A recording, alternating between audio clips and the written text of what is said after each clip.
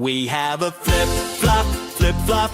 Everyone changes their mind, like they didn't say that last time.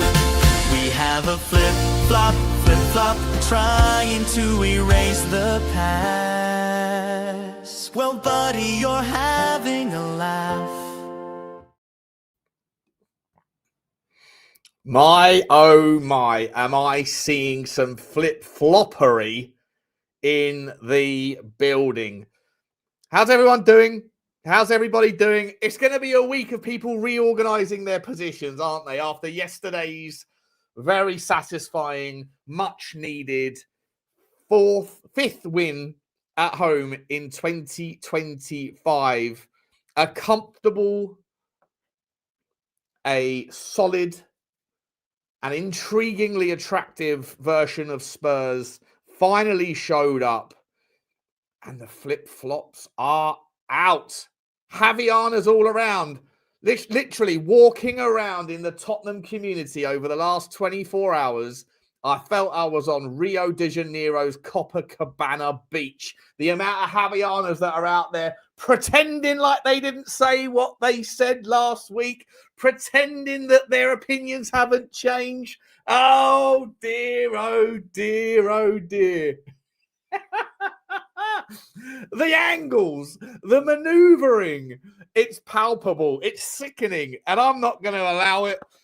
Not on this channel. I don't call out people on this channel, but Spurs 5 is going to have some home truths. Some home truths, ladies and gentlemen. How are you? How you doing? I hope you're all happy and healthy, doing the things you love. With those you love to do. It's been a good weekend, hasn't it? Been a good weekend. Arsenal bottle jobs again, ole ole. Man City taking advantage. Aston Villa obviously doing the business. Chelsea struggled, which I'm actually not that disappointed about. I hate them just as much as I hate Arsenal. But the gap has closed at the top. Arsenal fans a little bit more squeaky bum time than they usually are. Been enjoying myself walking around their areas of the internet and seeing a lot of people get weirdly smug that their team lost.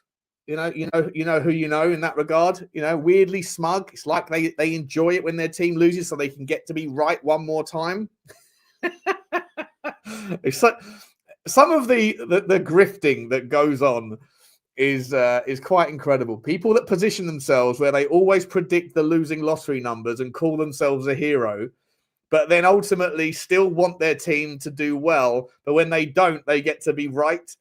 It's such a grift. It's such an unbelievable grift that I can't actually believe it isn't called out more than it is. But so that happened. That happened early, and then Tottenham go to work on Brentford.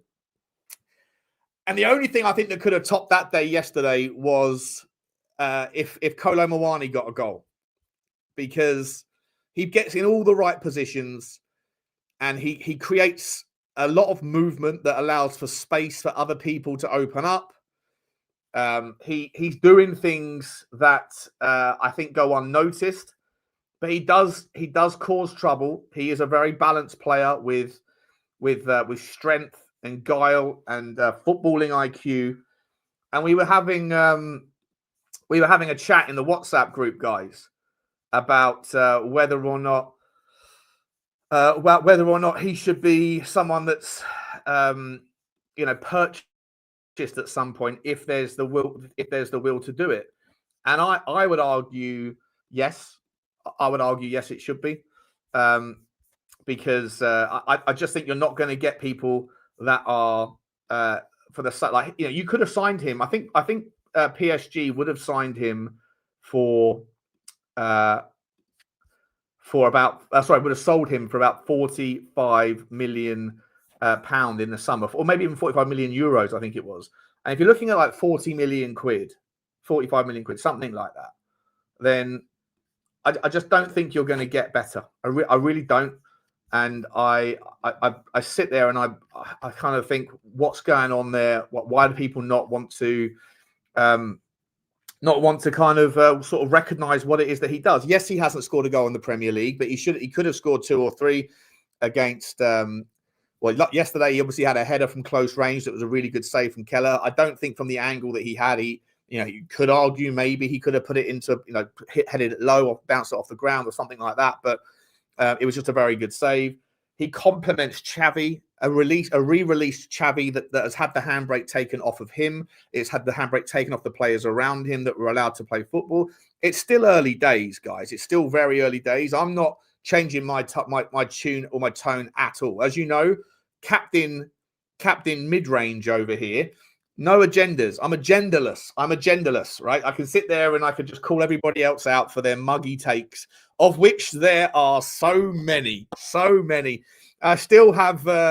I've got a new jingle, but it's in work, right? It's in work. I had to put myself on the video just to get it going, because today's the right time to call out some of the worst takes. And my man, Grumpy Pete, and also James Flower telling me that Mwani's shit. And obviously, we know Stelios Tritios. We know what he's been saying, don't we? We've got the video evidence. Mwani is effing shit. Who signed him?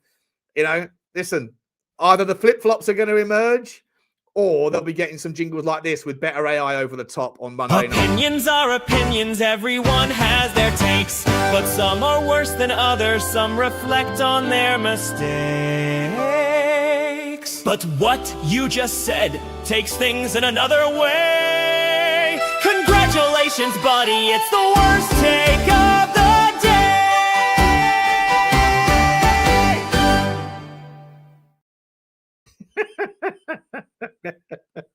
You can see what I did this morning.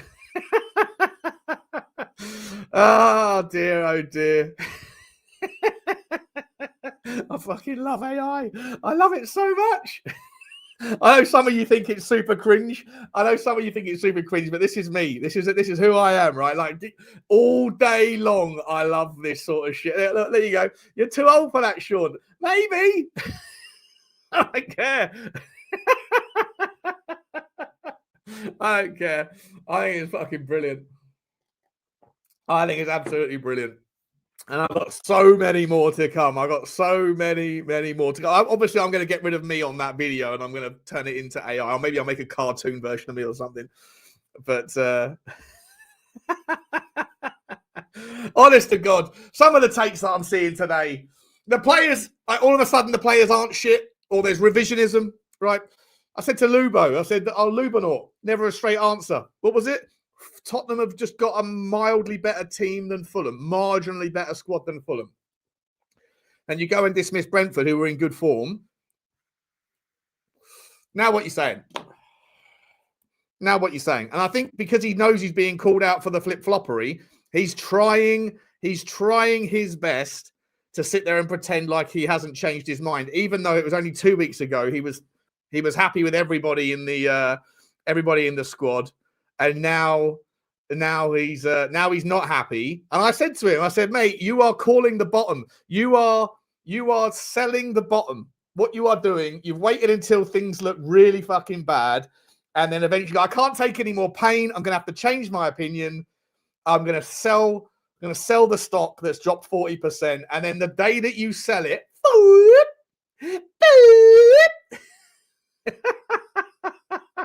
narratives have got to narrate, Marshall. They do indeed. We've got Danny Boy in the house. How you doing, Dan? Good to see you, mate. How you doing? You're all right. Well, Good, I wouldn't say morning. I've only been up about an hour. How you doing? Oh, on recovery list from last night. You have a good night? Yeah, thought, do you know what? Had a respectable day for the football. Was impressed with the way we played overall. I thought, do you know what? Going to chill out. So I had to chill out and watched a bit of South Park. Watched a bit of South Park last night, did you say?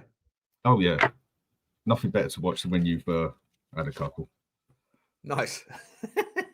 I haven't seen South Park for ages.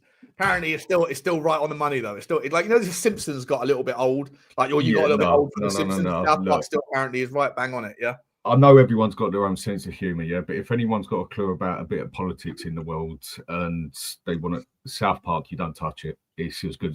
I love South Park. I won't deny it. I do. Good man. Good. And listen, mate, I know you're someone that's been fairly stable. You're not a flip-flop too much. I think you're always very, very consistent. Are you seeing the same amount of flip-floppery as I am this morning, or over the last sort of what must be 50, 18 hours now. Everyone suddenly is like pretending they didn't say what they said last week, you know? What? I mean, like Gray's generational again, yeah, because Gray's he had generational, yeah. Oh. I never doubted Bentancur. I'm pretty sure I heard Lubo saying that Bentancur, he never wanted to see Bentancur wear that shirt ever again. I'm pretty sure I heard him He say started screaming it on the bloody thing, for God's sake. Yeah. I never want to see him play again. Bentancur is just like, all right, mate, chill out. Yeah. I mean, he says that this fan base is, what did he say? I give up. I give up with the fan base. Or he says something, I despond. Despond is the word he used. Despondency with the fan base, you know? Yeah, listen, I'm going to give it to him. And also, Stel seems to have somehow maneuvered himself in the WhatsApp group. He's maneuvered himself into somehow being right on this one, despite being super negative about Thomas Frank pretty much all the last sort of month. Somehow Thomas Frank wins and he's still right. I think it's because he's saying, I think it's because he's saying that the players are good enough. The players are good enough. So he's got himself into a situation where when Tottenham play shit, it's on the manager. But when Tottenham play well, it's on the players. You know, everyone's got their agendas. It's like agending. I mean, you say agendas. When it comes to bloody Spurs supporters, there's so many different opinions. I think it's genders, let alone bloody agendas. Yeah. But when it comes down to it, look, we had a respectable game yesterday, a good game yesterday, where everybody, bar the subs that came on, had at least a respectable game, if not a good game. Yeah. And we had total control of that game, bar maybe 5 minutes here, 5 minutes there. Is exactly what we needed. There was a lot of pressure on the players for that. Probably the biggest game of the season after the way Arsenal, Chelsea and all that are screwed up. Because if that would have gone wrong yesterday, that would have been like a nuclear bomb just at Tottenham. The fans would have gone, it would have just gone totally off the edge, in my opinion. Yeah. They got the job done. They did what they needed to do. But then there's that other side of me that says, okay, they've done their job. We've just beat Brentford at home, for God's sake. We should be doing that. If anything, if I go by impressed, if I'm to look at it from a different view, I'm more impressed with getting a point with Newcastle than I am for beating Brentford at home. Yeah, in terms of the output, 100%. 100%. Newcastle getting a point away at Newcastle is no mean feat, right? Lots of teams go there and struggle. Bloody good ourselves included over the last years. Beating Brentford at home. Listen, how much of it do you put down to Brentford just being appalling yesterday? Because they didn't get going at all. Igor Thiago, who's been on fire all season, had an off day.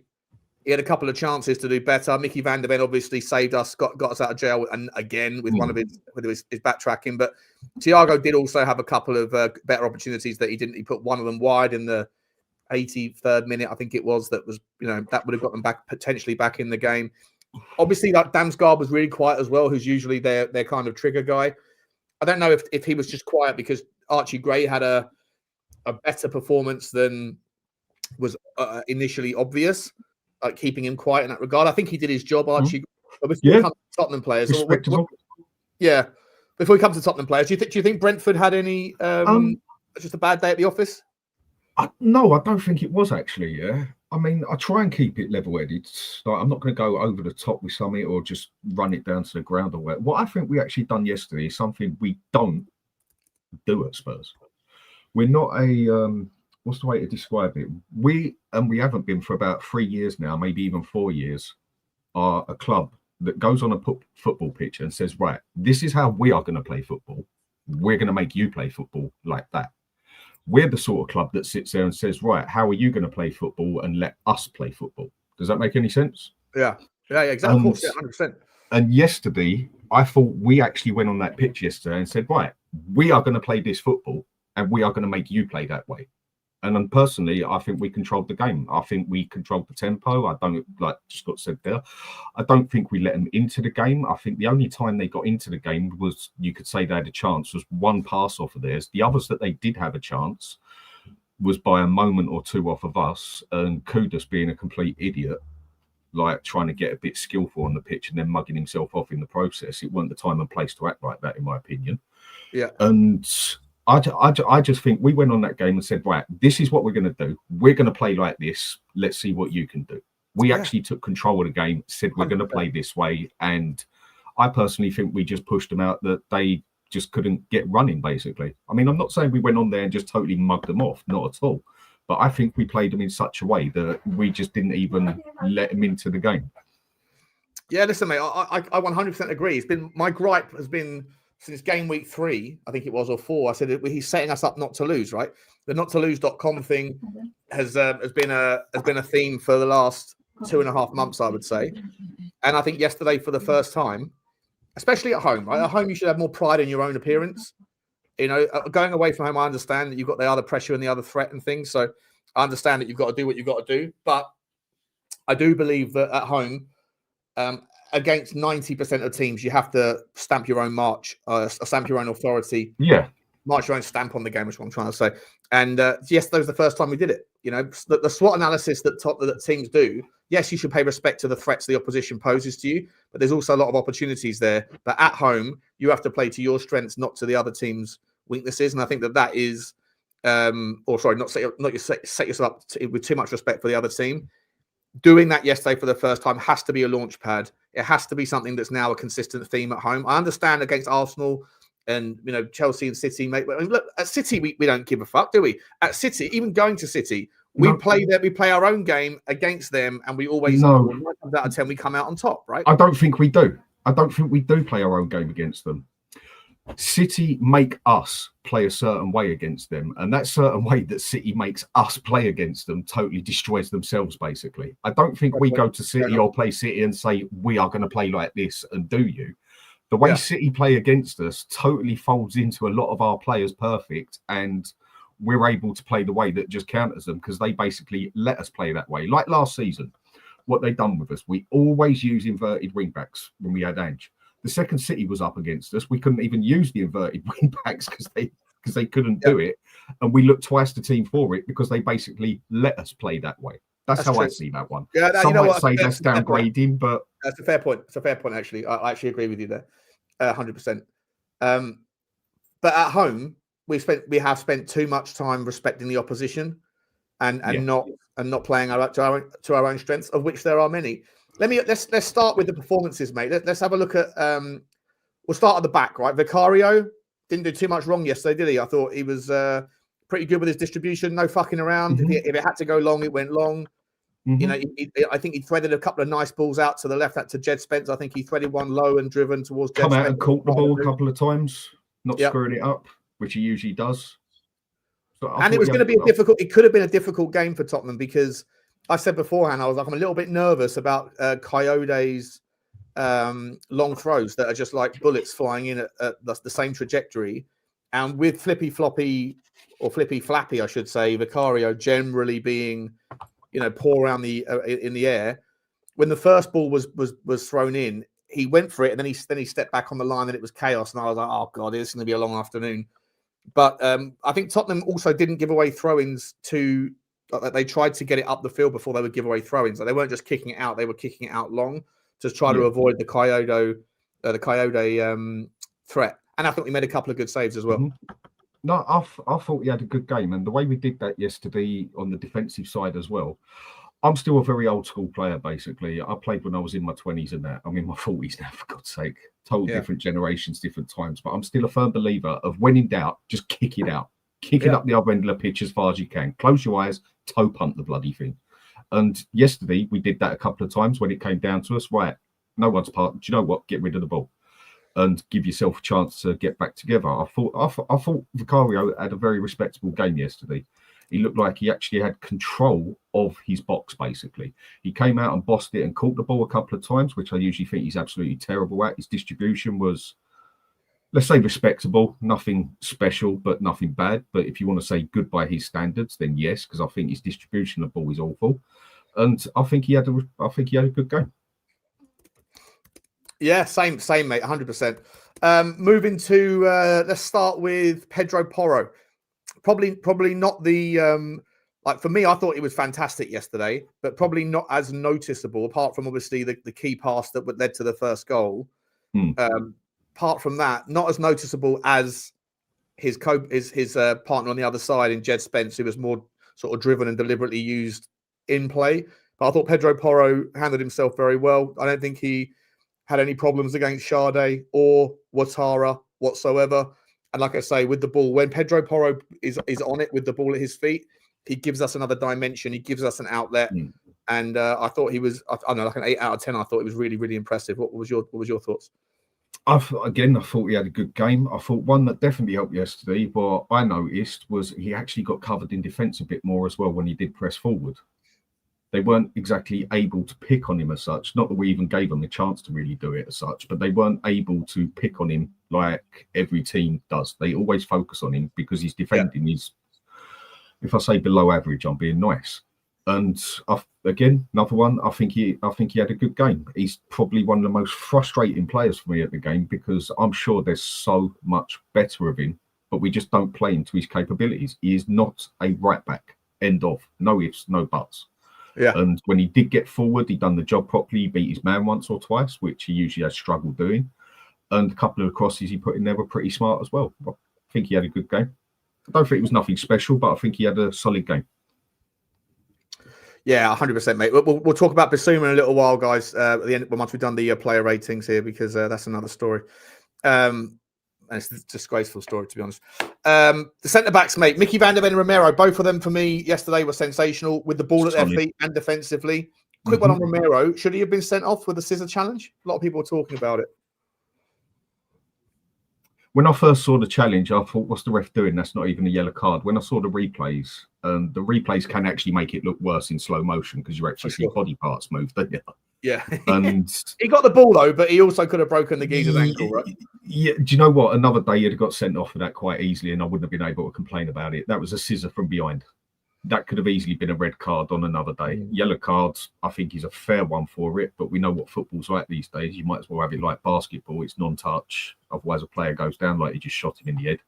And he could have easily gone off for that. That's another thing with Romero. He still has his divvy moments where out of nowhere, he'll just go and do... There was no need for even the tackle. No. You didn't even need to do the bloody tackle, so why do it, mate? Just pester him a bit. You didn't have to like take him right out. He's like red rag to a ball sometimes, isn't he? He just gets bored and wants to crunch someone. You know? Yeah. Listen, when it works, it does fight and like inspire the players around him. The fans love it as well when they see a crunch. But like I say, for me, if I'm honest, like I think maybe part of the reason why we got away with it was Sav was in the house. Big up to you, Sav. Let me get rid of that overlay. I've got to get better overlays. They're stupid. Big up to you, mate. I think one of the reasons why he might have got away with that one is because the same thing happened against Tottenham on the weekend, on Tuesday, against Newcastle, right? Well, I think it was Guimaraes. Was it Guimaraes who did it to someone against Tottenham, and he got away with one? Didn't even get a yellow. They checked it and didn't even review it. But other than that, though, either way, I thought Romero and Micky van der Ven yesterday were brilliant. Savvy, your hair looks sensational, mate. You look sensational. No, I don't. You know when the camera you bought yourself is too good that you realise all your blemishes and you. I want a worse camera. I'm like, oh God, getting old. Getting old. Yeah. You're talking like someone HD making all the newsroom anchors going. Oh, shit, my line's that big. Oh wow. Go back to 720p. He's just talking like someone who's realised he's closer to 50 than 40. I mean, 43. I'm sure he's closer to 40, but yes. Well, no. As soon as you are 1 second, as soon as you are 1 second past 40, you are closer to 50 than 40 because you can't go back. That is how the time scale works. So that works for all of us, basically. Absolutely. Yeah. How you feeling about the game, Saba? We're just going through the player ratings. You can catch up with that, but just generally on the take, are you much relieved, or are you saying early days, but not? It's still got a lot to go. What's your thoughts? Yeah. Listen, I feel like my answer might not change from week to week. I think that we're going to have games like that. I think we're going to have games like against Fulham. I think we're going to see a lot of up and down. But yesterday was nice. It was good to see from the first minute we were at it. And I think the fact that we got the goal, it wasn't early, but I think the fact that we got the goal, 20 minutes maybe? I don't know. Somebody let me know, 25 minutes. Yeah.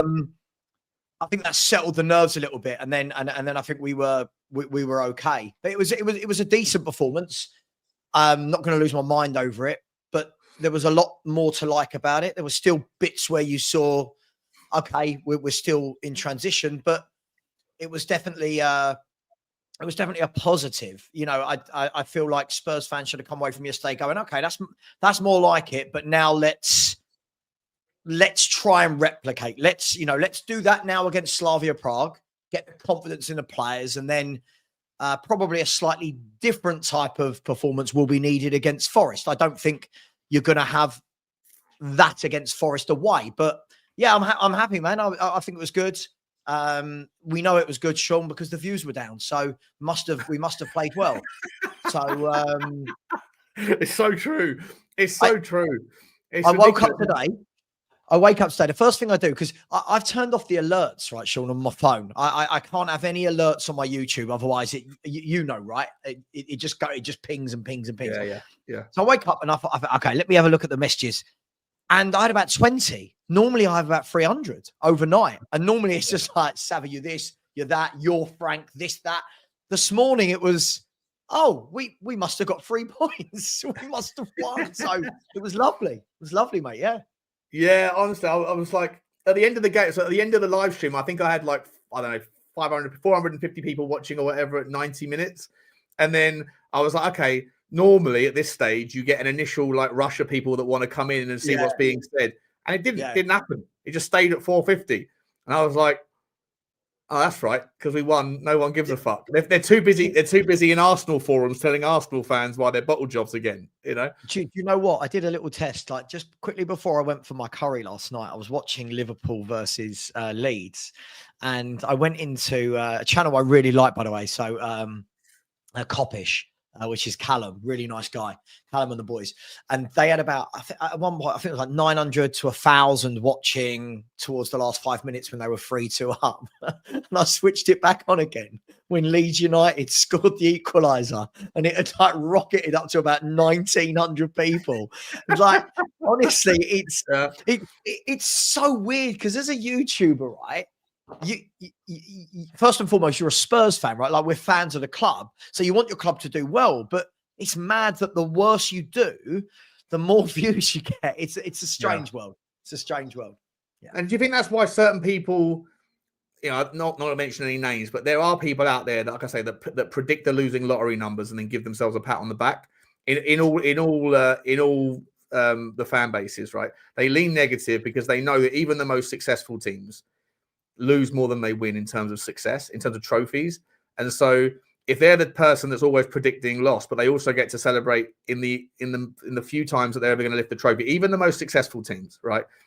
Like Arsenal, for example, do you think that's part of the reason why they sort of why they lean the way they do? Because they like to have their egos rubbed when they're right, which they will be more often than they're not, but also because when things go to shit, they don't have to be on the receiving end of the ramp up, the amplification of views.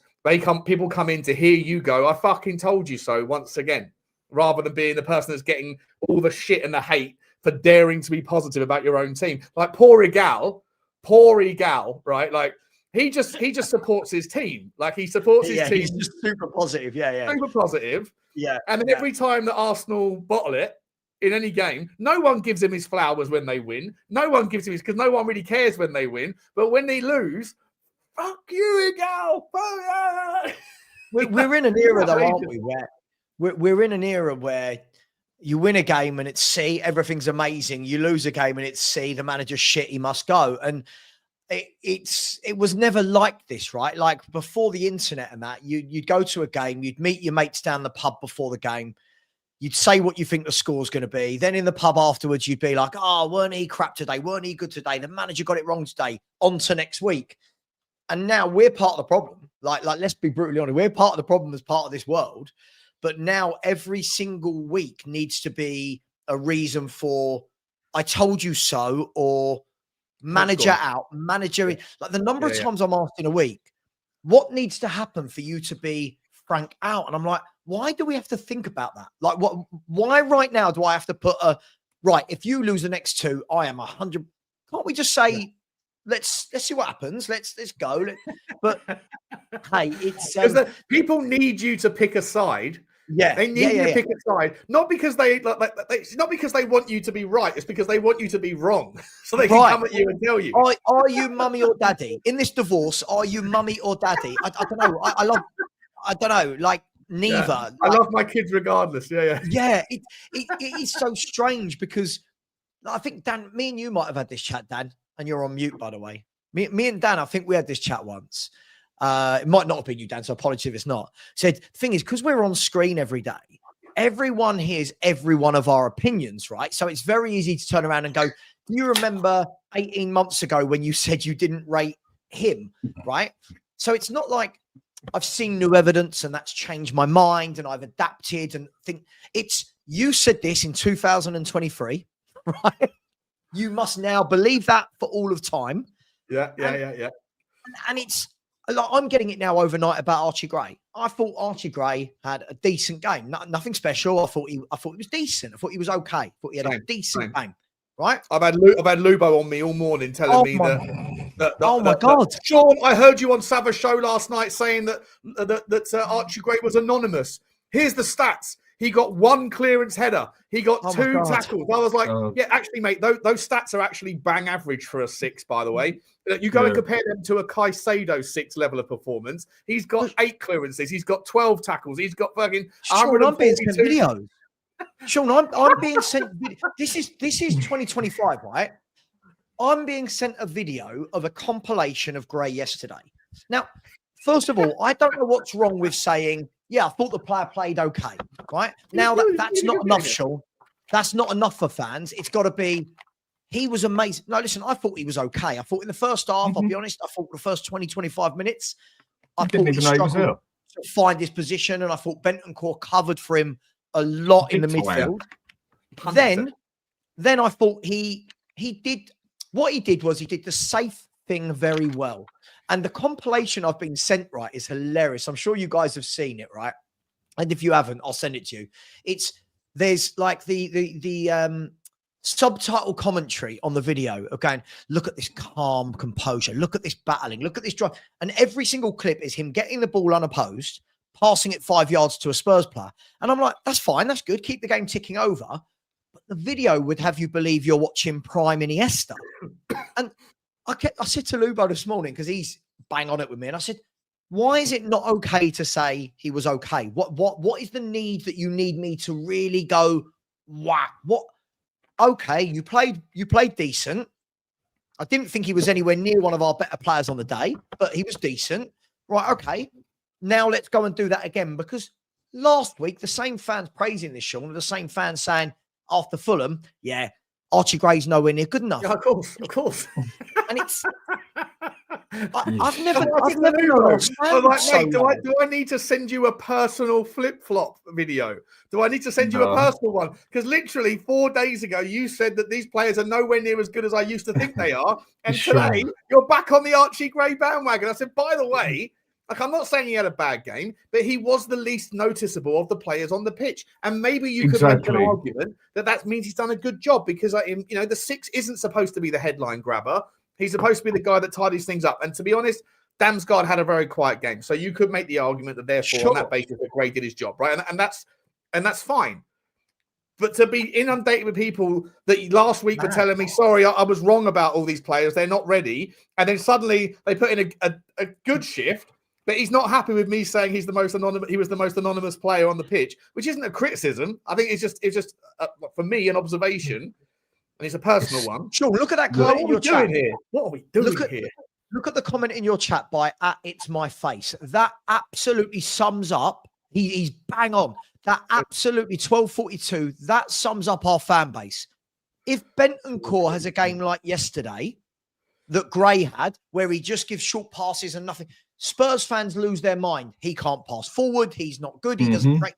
Because Gray's 19, we go, oh my God, what a performance. I thought he was okay, but Bentancur yesterday, now he did put in a quality midfield performance.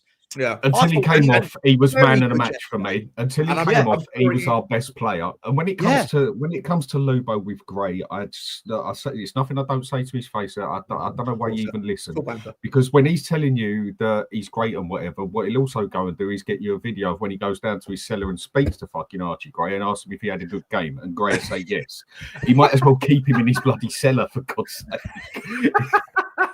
But Lubo on Tuesday after the Newcastle, after the was it the Fulham game or the Chelsea? I forget which game it was where we put in a shit show, and Lubo said, "I never want to see Bentancur in a Tottenham shirt ever again." Right? He went from pillar to post. He went from one extreme to the other on Bentancur, and and now all of a sudden, he's not quite as hard. Bentancur was okay yesterday, but you said you never wanted to see him in a Tottenham shirt again, Lubo. This is the thing with short-term opinions, right? Like, unless you have a hardcore self-confidence where I'm not going to change my mind in the short term, then having strong opinions are going to mean that you're in the mud one week to the next, because things change so quickly if you're just looking at short-term opinions. Again, it's not about Lubo. I love Lubo to pieces, but I've been inundated with people in WhatsApp, like Grumpy Pete going after Muwani.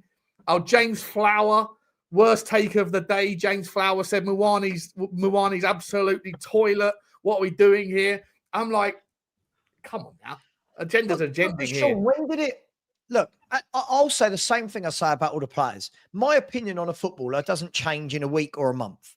My opinion with a footballer will be formed over a matter of time. If I don't rate you, I want to see you do it for 10, 15, 20 games consistently for me to say, you know what? Maybe I was harsh. If I do rate you, I want to see that you play to the standards that I rate you at. So, for example, right, we use Gray because Gray costs a lot of money. Right. So for when you cost that amount of money, there's got to be something immediately that I go, I see why we bought him for that money. Right. At the moment, I don't see it. I think he had a neat and tidy game as opposed to Fulham, where I thought he was horrific. So for me, what you're seeing there is a young player who is going to have some good games and some bad games.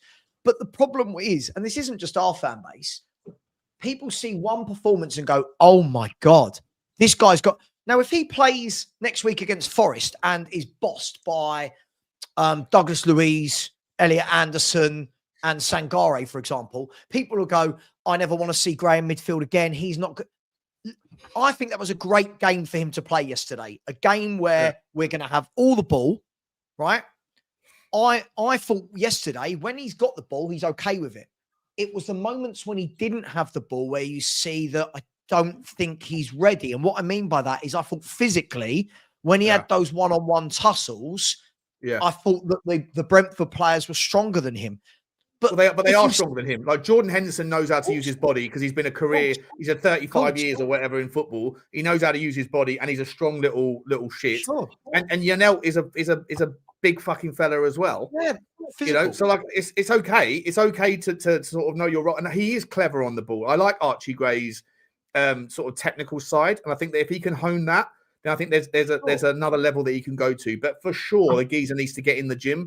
He has to get in the gym and do what Berghvall did under Decky's tutelage last season, because I don't see Archie Gray getting stronger.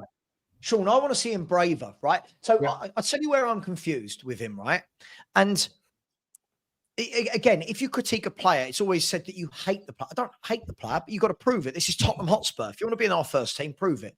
What I want to see with Archie Gray is, all last year, I was assured by all the Archie Gray fans that he is a number 6 in waiting, right? And that all he needs is a number 6 to learn off, Sean. This year, they've all switched from, he's not a number 6, he's actually a ball-playing number 8. So I'm like, well, hang on. You guys have changed your mind over the summer as to what he is and expect me to just go, oh, yeah, he's great. So I want to see him brave. I want to see him, when he gets that ball, right? Stop the 5 yard sideways pass. That's fine. Do that. I mean, that's fine. But times yesterday, I thought, God, drive. Go on. You've got grass. But he does the safe thing. That's fine. He's young. Get it. You want to be safe. But if that's the case, then let's not lose our minds. Let's have some balance with him and say, decent young player. What will he be in 2 years? Sean, you don't know. I don't know. Dan doesn't know. He could be Declan Rice. He could be Jamie O'Hara. I don't know, right? Look. But it's the need to put them there which kills some of these young players. And this is the argument I always have with Lubo. It's not like when he says to me, and Lubo, I know you're going to be watching, love you to bits. I'm not knocking you, I'm just saying. I invited him on. He said he's got family around until 2 o'clock. So he's just messaged me, so I know he's watching, right? Oh, is he? Oh, fair enough. Okay. He always says to me, don't open my mind on the young Did you get a players. video as well? Yeah. He said, I don't open my mind on the young players and I don't like youth players. Sean, this is not true in any way, shape, or form. The difference is what I haven't done from the first moment I see a teenager is put them on a pedestal where I've now got to die on a hill for them, right? 0.012% of youth players make it into the professional game. 0.012. Is that right? Is it? Yeah, I was watching Stephen. Is it like what youth players who play for a Premier League club in the youth academy? Yeah, 0.12%. The rest of them. Yeah, right. So when people are telling me all these youth players are going to make it, I'm like, well, clearly that's not the case. So let's look at the ones that do. If Archie Gray in 2 years is the greatest midfielder this football club's ever seen, Sean, I'm going to turn around and go, fair play, Spurs. You absolutely nailed that 3 or 4 years ago. That you're wrong now. But right now, wanting to see a better number 8 than Archie Gray, I don't think that's me being negative. I think that's me supporting a Champions League football team. Yeah. Arsenal wouldn't want Gray. Aston Villa don't want Gray. Newcastle don't want Gray. Liverpool, Chelsea, City, these players don't have an Archie Gray. People want you to take an opinion on a 19-year-old. I feel the same about Mathys Tel, by the way. I feel the same about Odegaard. I feel the same about Lucas Berghvall. I feel the same about Dane Scarlett. I feel the same about a lot of these players. I understand the logic of if you're in the first team, this is what James Flowers says. If you're in the first team, then you should be judged as a first team player. I hear that. I hear it, right? If you're deemed good enough, you're old enough, or if you're old enough, if you're good enough, you're old enough. I hear it.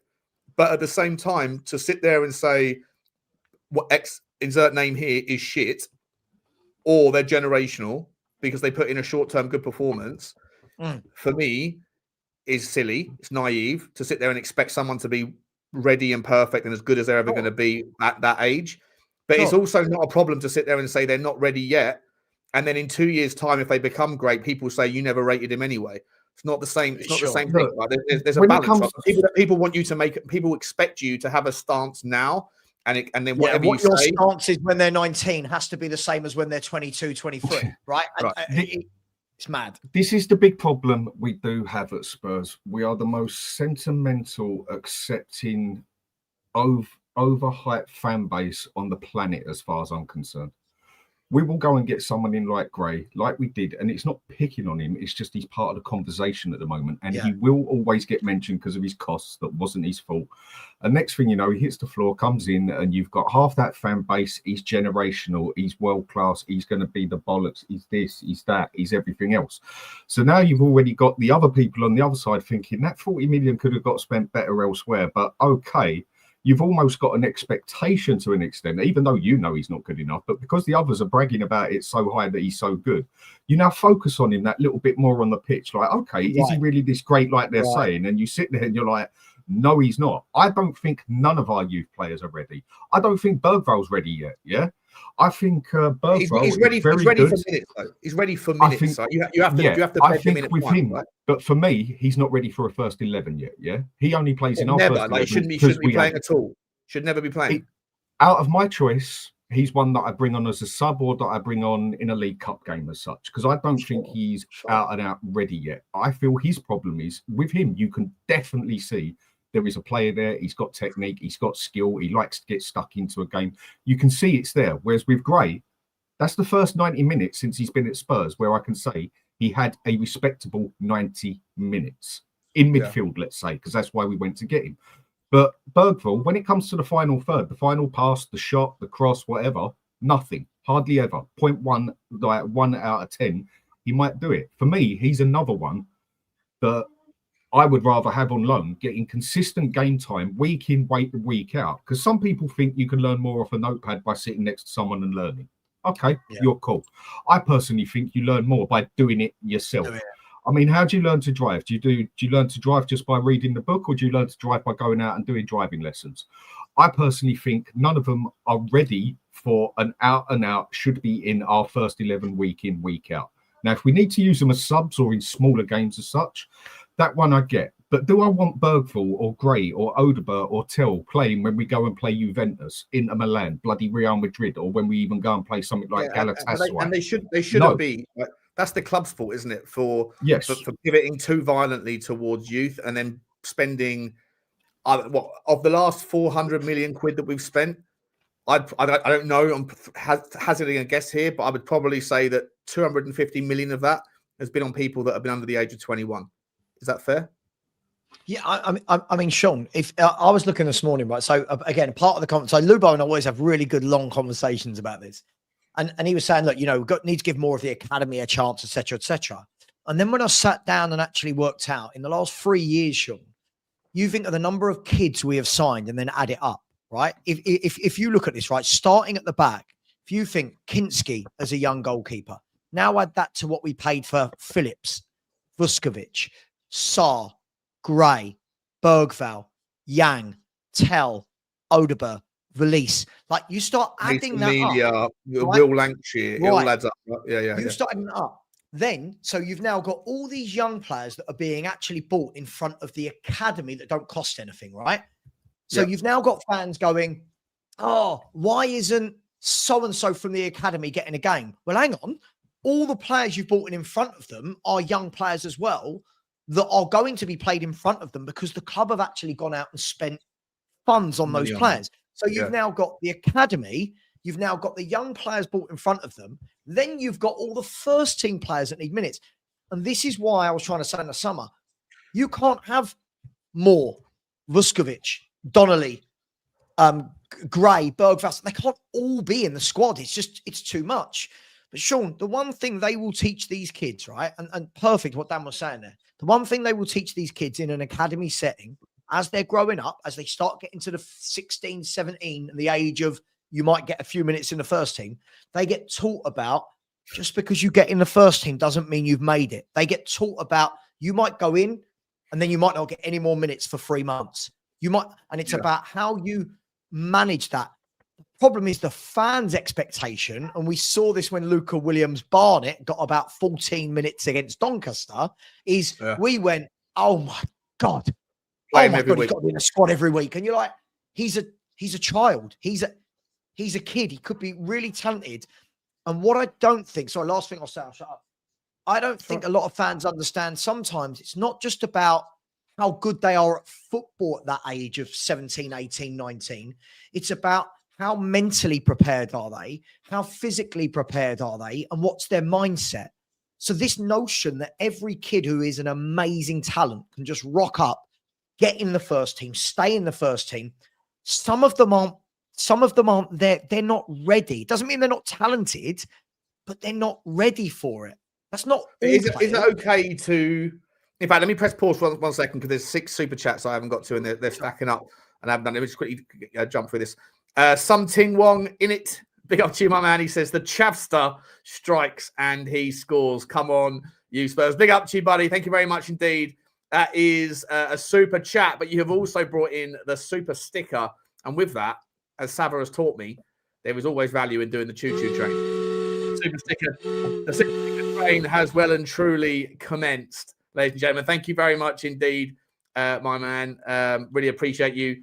Cat's fun. Appreciate you very much indeed. Super Spurs TV. Blaine is also coming with a super sticker. Big up to you, Blaine. I hope you're okay, my man. The link's in the chat, Blaine. If you ever want to come on, buddy.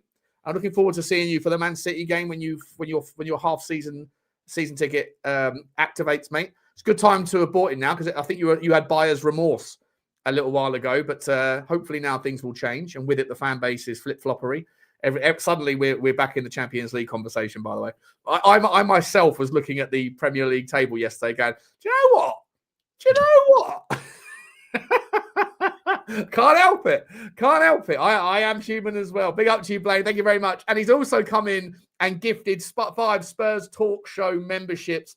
Guys, I haven't actually figured this out yet, but I am going to be doing There's a new feature on YouTube where you can literally just pivot into members only fan shows. So it's a way to, I think, like, I don't know how it works. I'm not sure if StreamYard's figured out how to sync it up, but it's a nice way to do like an hour and a half here and then give an extra 45 minutes or an hour to the members. So I'm definitely going to be doing stuff like that for the members more, because I don't do enough for them. But thank you very much, Blaine. And if you were a recipient of one of the memberships, then please do say thank you to Blaine. He'd also come back in with another one. Blaine, you're on fire today, man. Thank you so much, buddy. As always, super generous, mate. He says, big up to you all, lads. Folks in the chat, keep respecting these guys for bringing you great content each and every day.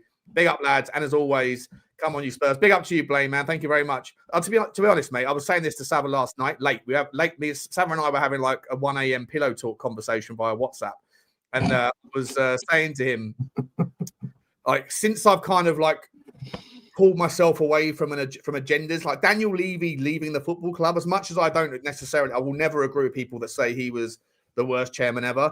Him going has allowed me to step away from the hill that I was dying on that conversation. I'm never going to die on another hill again. It isn't worth it. It's so much more fun just being like just laughing and enjoying the chat, you know, and not sort of dying on any particular take. If that makes me a splinter, then so be it. Sitting on the fence. Could you do me a favour, Sean? Just quickly, do me a favour. I just want to address, not in a bad way. So Simon TTID, Simon Tottenham Till I Die in the chat, has made a really interesting comment, right? And said, like, I've dampened the mood. I don't think I dampened the mood at all. I said I thought Archie Gray was okay, and I said I thought Spurs were very good yesterday. But think about what we're saying here, right? I'm not going to go at him, but when we're saying, so we bring in ready-made players that then blocks Gray, Berghvall, Odegaard. But yes, I hate to break it to you, Simon. That's how teams win things. That's what the Man Cities, Chelsea's, Arsenal, Cities, Liverpool. That's what these teams do. You bring in ready-made footballers for the first team to compete, and then the likes of Berghvall, Gray, Odegaard, they then become your squad players. They then become the players that fight to get into the first team, that become your rotation players. Otherwise, Simon, we're just a youth football club, aren't we? If you're saying by this, I don't know if I'm sure, maybe I'm reading this wrong, but if he's saying don't bring in ready-made players because then you block Gray, Berghvall, and Odegaard, then why A, build the stadium, B, why charge what they charge, and C, let's stop worrying about where we are in a league table if the aim is not to buy better players and build a better team. I don't understand this mindset, if I'm honest. Listen, for me, Simon, like I mean, I'm not sure what the angle is here. I mean, I think Sava said anything negative. I think he's just coming at it from his perspective of, you know, like I think it's real, right? If you are going to drop 40 million quid on a player that's 19 and it's blocking someone that's 19 that may or may not be great, but the fact that player isn't, you know, Archie Gray was playing championship level football to the highest degree, right? And someone saw something in him. Let's maybe players that are currently doing bits in the championship, maybe like an Ash Phillips, by the way, maybe he's not going to come back to Tottenham, but if he's smashing it at Stoke, maybe someone comes in and buys him for 20 million quid in the summer, 25 million quid, because they see him as like we saw Archie Gray. And that's okay, by the way, Simon. That's okay. As Sava said, a tiny percentage of the players that play in youth football make it to professional. I didn't know that stat. That's wild, by the way. But even the ones that you have, like the youth academy doesn't have to be, it doesn't mean that they will have to play for Tottenham. It doesn't mean they have to play for Tottenham. All it means, if you can like keep these players coming through, going out on loan, rising up, and then someone else comes in and goes, you know what, Ash Phillips is perfect for our system. He's done really well at the championship level now, 2 seasons running. Let's send it. Let's buy him for 25 million quid. He might go on and be a 70 million pound centre back. That's cool. You can sell him for 20 and put a 10% sell-on fee, and then that money gets recycled in to buy the next crop. As I always say, it's like people that shuffle mud to find gold. You put a shitload in the top, and a couple of nuggets fall out the bottom. Right? As long as you're recycling the money that you make from the gold into buying more land to be able to turn over more mud to be able to find more nuggets, and then you take a little bit of profit along the way, it's a business. And the footballing academy, for me, I think people look at it and think, unless all these players make it at Tottenham, it's a failed system. Exactly. It plays for itself. So nice. The other thing is with this is I heard for over a year. I mean, I've been doing this, nearly 2.5 years now. And on the first year, I just heard time and time again, this youth bunch we've got is generational. Amazing. They are excellent. They are this. They are that. Now, in their level, they did perform. No two ways about it. Yeah. But coming from that level to another level is a whole different kettle of fish. That's like when you're 15 and you're getting bullied by the 17-year-old. It's a massive thing. But then when you get older, 3 years means nothing. Yeah. And with that, we bigged them up so much that we then went and bought Tel, Gray, Odegaard, Berghvall. Well, if this young set that we had are so generational and so good, how comes we went and bought young players that still shouldn't really even be in our team to block them if they're that good? Or is it just they are actually not that good enough that we went and bought the young players? What way is this working? Is our younger generation that great? Then why are we buying young players that are blocking them and that? But let's be honest, like Odegaard was playing Premiership football at 18, right? Josh King at Fulham is smashing it at Fulham at 18. Do you see Yandy Amandi yesterday? 19 years old, scores a hat-trick for RB Leipzig. Unbelievable. That kid for me is special, by the way. I know people don't want any more kids, I get it, but I think he is a special player.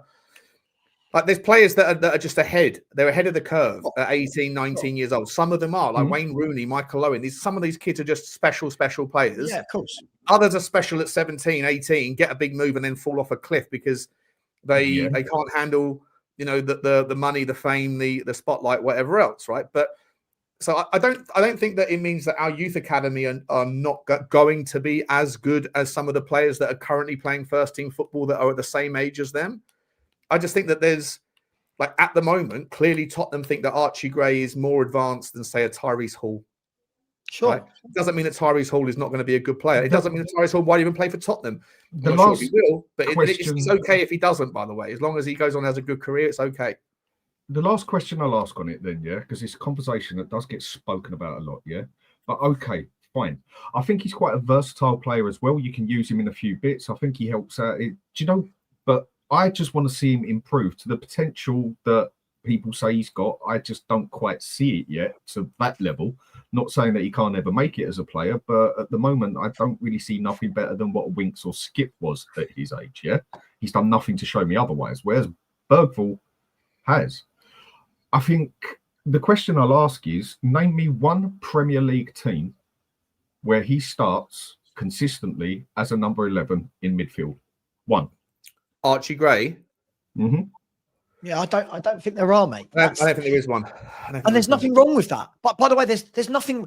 I think the problem is when those sort of questions are asked, Dan, if the answer is nobody, people go, "Oh, he's a kid, leave him alone." I think they answer their own question. He is a kid. Yeah. Exactly. He is a kid. Leave him alone. So put him on loan to get bloody game time and improve then. Stop putting him up there. Like I remember last season, people going to me, Archie Gray was good enough to start for Fulham. Archie Gray was good enough to start for... And when you look down, even look at Wolves. Look at Wolves, who are rock bottom of the Premier League. Archie Gray doesn't get in above Andre Gomez. Right? No chance. And unfortunately... He's not getting ahead of Standard Burge either, is he? Let's be honest, right? No chance. Of course. Now, that's not to say... Like, Sean, your point there was excellent, right? Sounds like I'm kissing your ass, but your point there was excellent. There are certain people, like Declan Rice, go straight into the West Ham team as a teenager, and straight away you go, yeah, you stand out. You are physically ready, mentally ready, mature. Look at you. You stand out. I don't think he ever dropped out the West Ham team. Straight in. They built him and sold him for 100 million. Right? Gerrard, Rooney, these sort of players. That doesn't mean that every young player is going to do that.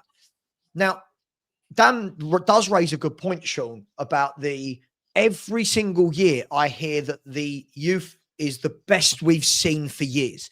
Now, I've been hearing that since I've been doing YouTube, which was 5-6 years ago. And every year, this has proved not to be the case, right? But every year, the new crop are the crop. My stance on this is, could they be? Sure. Will they be? I'll wait and find out. Because if you're that good, they could have made it if they were given a chance. If you are that good, if you are a Declan Rice, if you are a Gerrard, if you are a Rooney, if you're that good, there's no ifs, buts and maybes. You make it. And right now, I look at the youth team and go, there's some really talented players when I watch them. Teenan Thompson, Luke Williams-Barnett. But I heard all of this about Alfie Devine. I heard all of this about Donnelly. I heard all of this about Dorrington. And the same people, Lubo and Johnny, the same people that told me those guys were absolutely brilliant are the same people telling me that the youth behind them are absolutely brilliant. So I guess my point is, can we wait for them to break through? Wait for one of them to really not get 10 minutes in the cup, but wait for one of them to get in the 11 and the whole fan base goes, yeah, that's your guy. But it's negative if you don't believe they're all going to make it. It's negative if you don't think that all of these kids are great. 0.012%. But when they play, it's almost like you're not allowed to talk about them either. Yeah. The way they get spoken about, you're gonna talk about players like this because they get spoken about so much when they don't play anyway. So you're gonna have conversations about players like this because pretty much everyone had a more than respectable game. But people are going to go and look at players like Mathys Tel and Archie Gray, like, right, okay, you've got a game now to prove it. You've got a game now where you can get on that pitch and quite possibly do something. I think Gray did well on doing that yesterday overall. But then I see the fan base turn around, and this is why the conversation comes up for 20 minutes on here and everywhere else. The fan base all of a sudden goes crazy that he had a spectacular game. People trying to tell me that he was better than Benton Core, when for me, like why he was on the pitch, for me, he was man of the match. He bossed that midfield completely. But then people just flip it completely out of content, basically, like, he was a spectacular player, this and that. So what you then go and do, you then go and focus on it even more and chat about it on a show. And then it turns into a big conversation on whether they should even be here or not, because of all the people that just big them up way, way more than they should, putting more pressure on the player as such, because of the expectations that they put on him. And then other people watch it and just say, and here we are and we have a chat about it, basically. That's the way it seems to work for me. Yeah, 100%. 100%. Listen, we'll move on to other players in the team. So I do want to talk a little bit about Jed Spence. I thought Jed Spence was phenomenal, and we got to talk about him. But John, welcome to the show, my man. How are you, buddy? You okay? Thanks, Sean. Yeah, good. Thanks. Hi, Saba. You met Saba and Dan before? I think you have, haven't you? Yeah. Hey, Daniel. Yeah. Good. Thanks. You guys well? What was your stance, mate? Just to finish off, then we're talking a lot of, obviously you walked into the middle of the youth team, are they ready debate, or like, should we be revisiting the kind of approach to what the youth are really there to do? Are they there to supplement the first team, or are they there to supplement the revenue eventually? Is it all too soon because these things take a long time to build out? What's your take, Johnny boy? Well, a while ago, I worked between the academy and the grassroots setup with a couple of clubs. Did you? And there wasn't really the pressure from the coaches. The pressure was, it's an apprenticeship. You're learning that any opportunity you do go to get to mix in with, senior players, you're there to take things on board, to apply yourself, have a good attitude. And it was, as I said, it was like an apprenticeship-based attitude. But I think the problem we have today is people such as Archie Gray.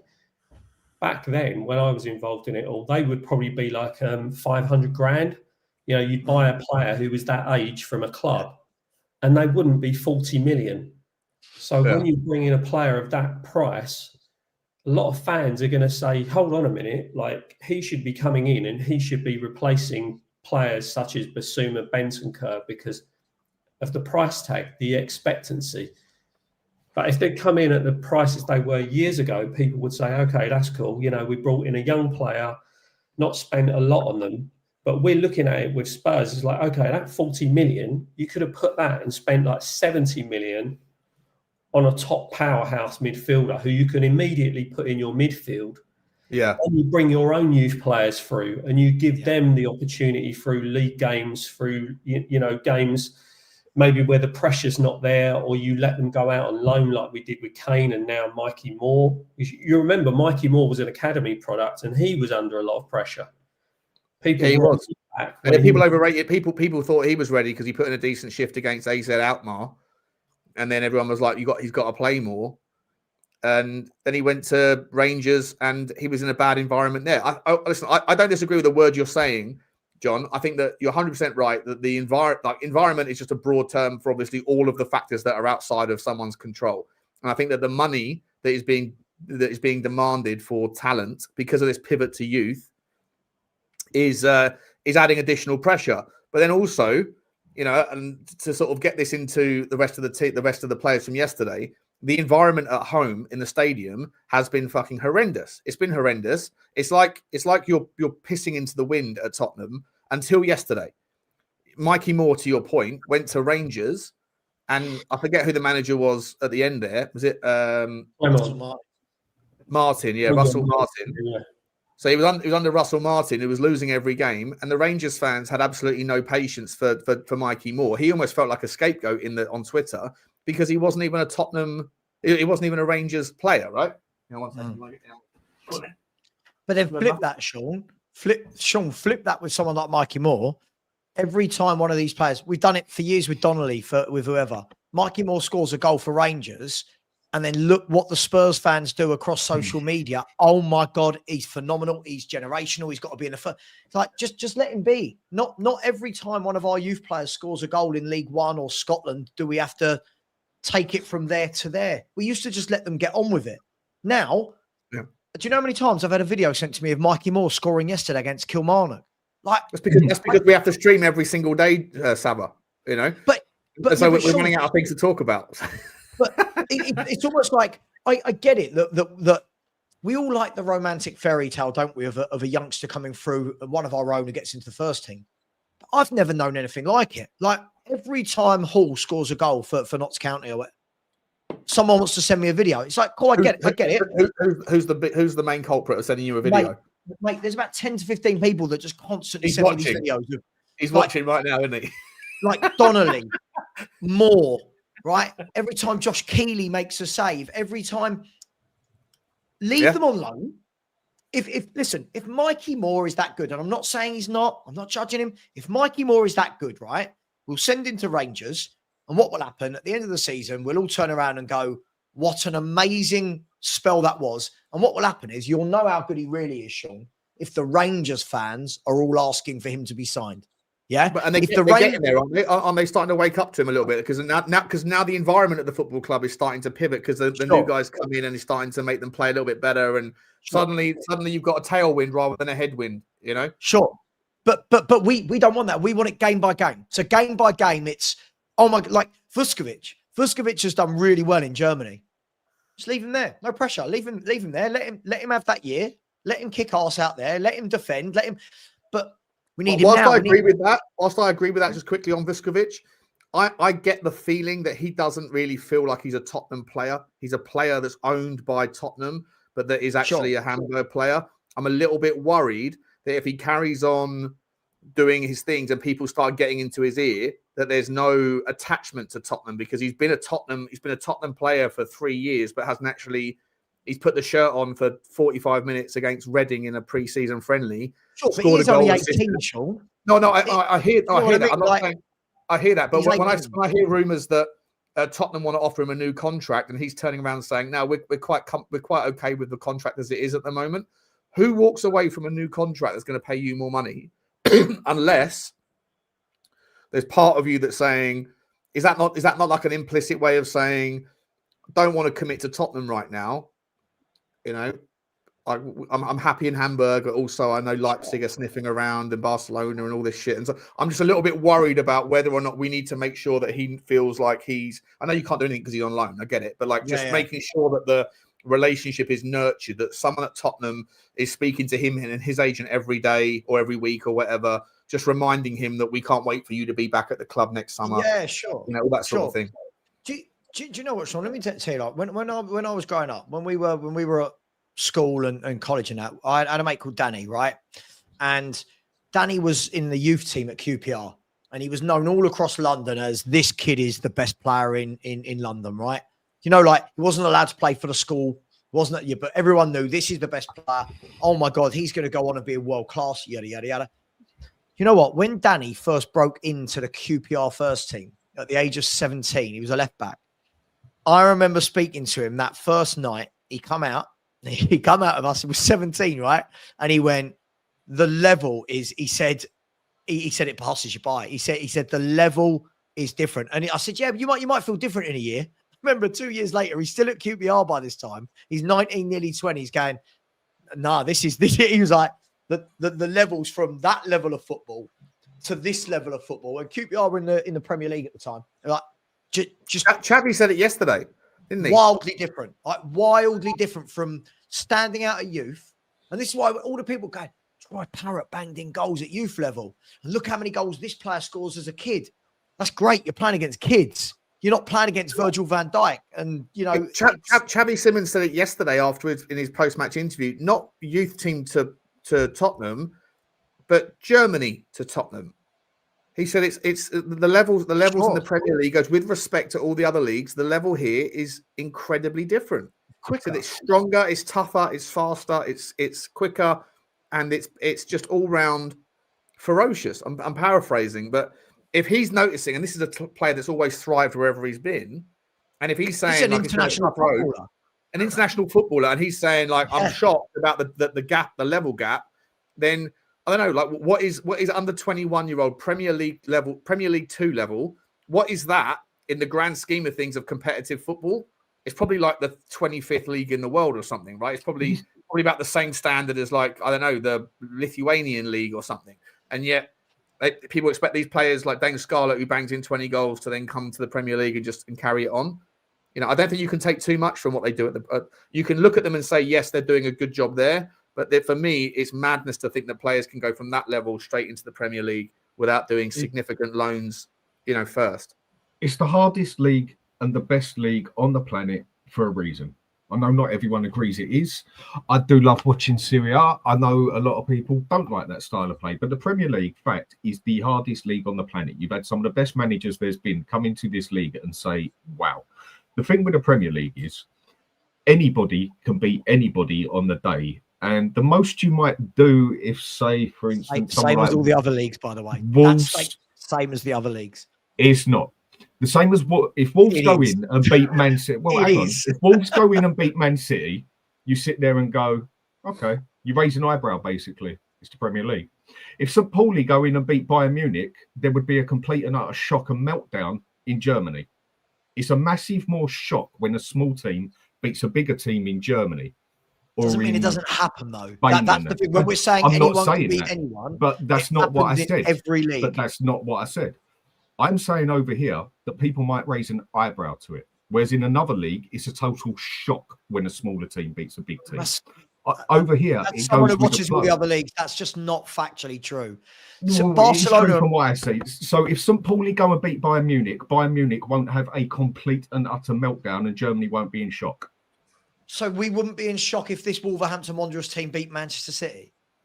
I would be in massive shock if Wolves beat Man City. No, I'd raise an eyebrow to it. I'm not going to be in total shock to it. I'd raise an eyebrow to it because it happens consistently in the Premier League. I feel like you're speaking for an entire nation when you say that, though. Like, but when you say this season has had a disproportionately high amount of surprise results, like Forest beating Liverpool, for example. Like, you know, those sorts of things happen a little bit more often. But I think the standard of the teams, that there are players that are they're more capable of doing that in the Premier League. I don't think that's. I kind of agree with you, Dan, as much as like St. Pauli doesn't have anything like, you know, Premier League level players, and Bayern Munich do. Whereas Nottingham Forest, if Nottingham Forest played in the Bundesliga, they'd probably finish 4th or something. Yeah, my point is, when it happens here, people are not as in shock as in other leagues. We've got to do our homework. I'm not saying other leagues ain't hard. We've got to do our homework on other leagues. Well, so who's currently it's Bayern Munich, Dortmund, Leipzig, Werder Bremen.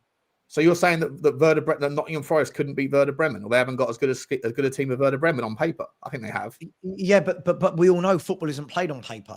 There's a huge difference between could they beat them in a one-off game and where will they finish over a league campaign. Right, so you've got to remember this Nottingham Forest side finished 7th in the Premier League. So when we're going to talk about how strong the Premier League is it they finished 7th? Is this Premier League that strong when Sunderland are currently 7th and Everton are 5th? So I think what's happened is I think the levels in the Premier League, I think the top teams have closed. Yeah, I think the middle teams, the bottom teams have got better, but I think that's all leveled out. Well, let me rephrase it. Where would Werder Bremen, who currently sit, I think 3rd or 4th in the Bundesliga, where would Werder Bremen? Are they? Werder Bremen are 11th. Hang about. Let me get a better example then. So your better example would probably be someone like Hoffenheim, who are fifth. Okay, Hoffenheim, Stuttgart, perfect, Stuttgart, right? Where would Stuttgart's team finish in the Premier League? Where would they finish? I don't know. But if Sunderland and Everton can be up there, why wouldn't Stuttgart be able to? They've got better players. But I think over the course of the season, do you expect Everton to finish? No, I don't. Stuttgart haven't got a better team than Everton. Stuttgart have got some really good footballers at their club. So have Everton. But I think this is the point I'm making. Yeah, Sarah. sure. I think Stuttgart would beat Everton over 2 legs. But Sunderland are up there. Everton could hang on to it for the season. This is the Premier League. Anybody can beat anybody. And the most that will happen is someone will raise an eyebrow. No one will sit there and just be complete and utterly gobsmacked that team has had the capability to beat that team. I'm sorry. In Germany, we'll agree to disagree in the end. But in Germany, like I said, the reason I use St. Pauli. You're speaking I'm speaking for myself here. So are you telling me that if St. Pauli go and beat Bayern Munich, people would only raise an eyebrow compared to Wolves beating Man City? Or would it just be that much more of a shock that St. Pauli could beat Bayern Munich? Where's the bigger shock? How often does that happen in the Premier League? I don't care. Where's the bigger shock? You're not answering my question. Where is the bigger shock? St. Pauli beating Munich or Wolves beating City? Sure, it would be St. Pauli beating Bayern because Bayern. That's my point. Hang on. Hang on, that doesn't mean it doesn't happen every week. This is the thing. I didn't say it doesn't. Hang on, let me finish. I hear this. Everyone always comes out with this sentence, right? And I did a show on this last season where we looked at all of the leagues and we looked at all of the number of games the top teams had lost in the leagues, and we looked at who Barca had lost to, and Madrid had lost to, and Bayern had lost to, and they all lose to these other teams. But when it happens in England, we all go, anyone can beat anyone. Yeah, it's the same as the other leagues. If it wasn't the same as the other leagues, Barcelona, Madrid, for example, and Atletico would never lose a game of football. But there's been loads of games recently where I look at it and go, how did Madrid not win that?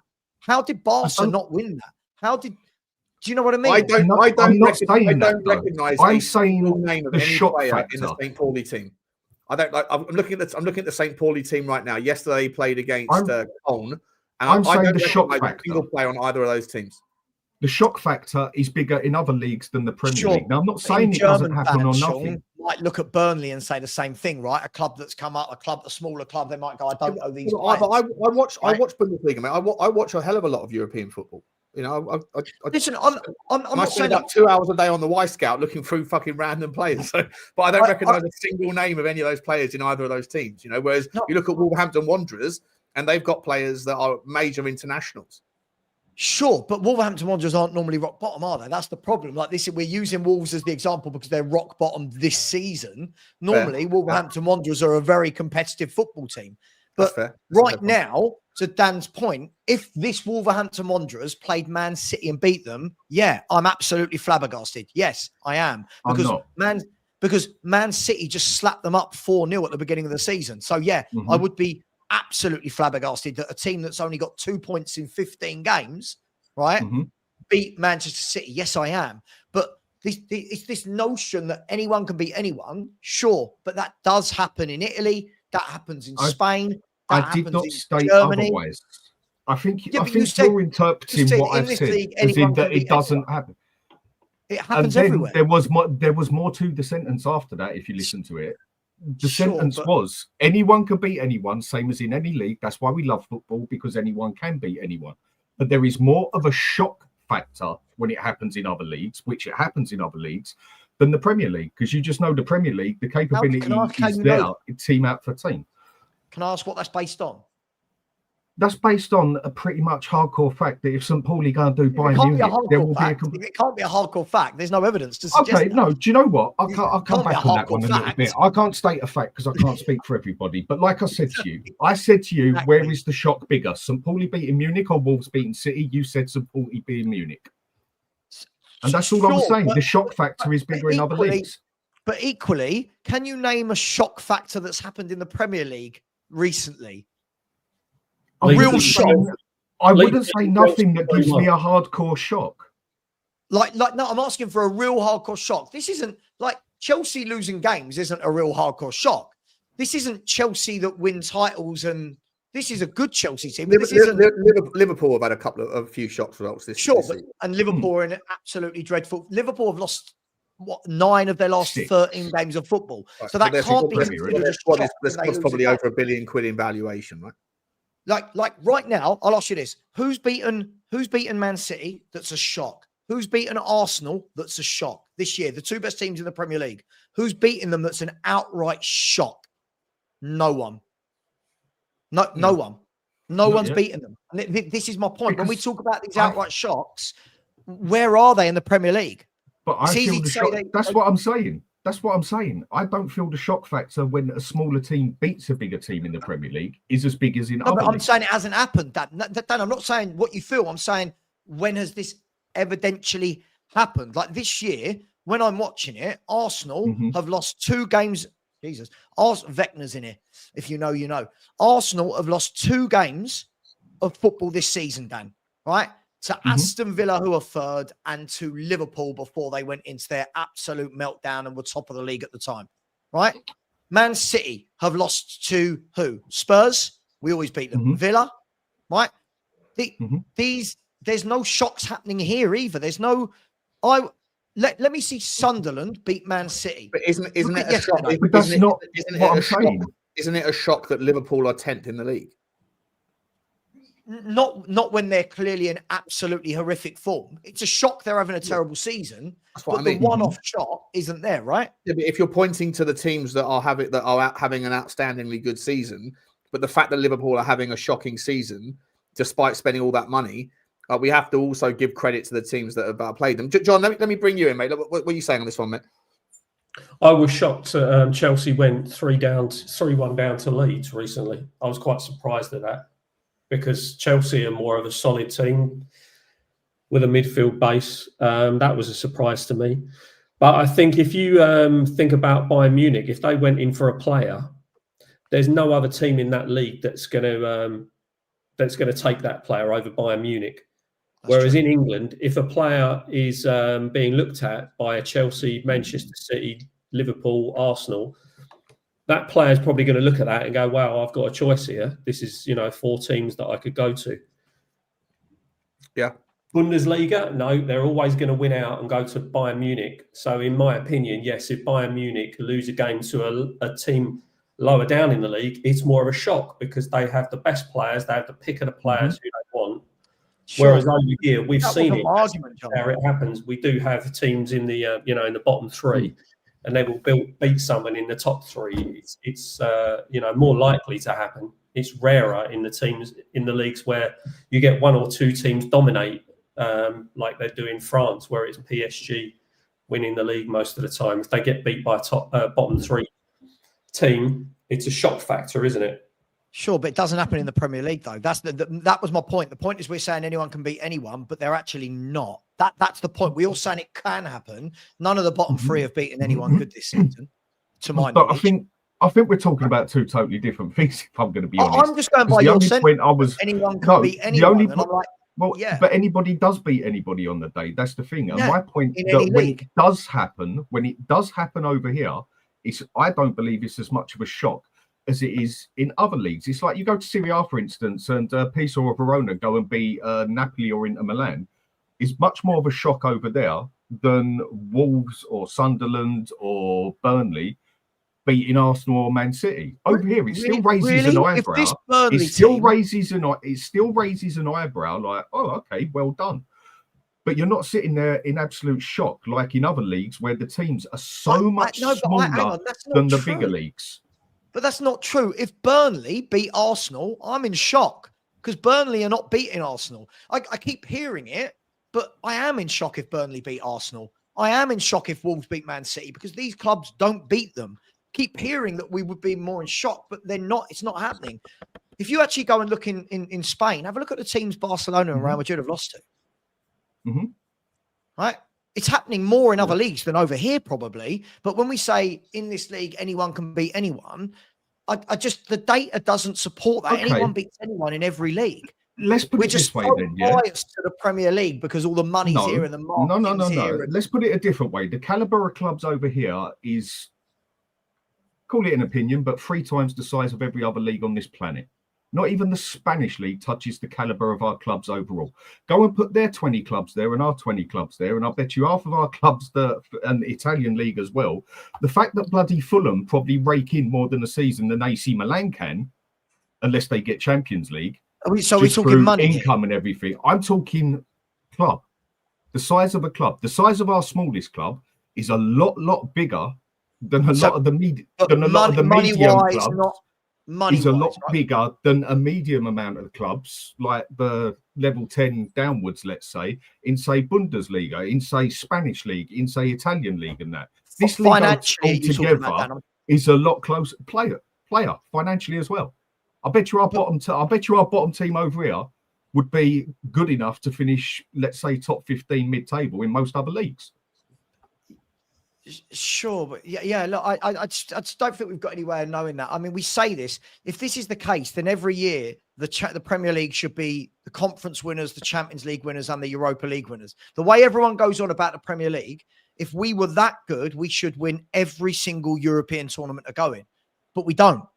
No one said we've got the best team in the world, but we've got the best league in the world where it's the tightest. And if overall you was to put it there, more of our teams would survive in other leagues than other teams would survive in our leagues if you take out the top four of each. But not factually. That's the difficult thing. No, it's an opinion. The only point. When people put this, they always stamp this as though this is... I say it's an opinion.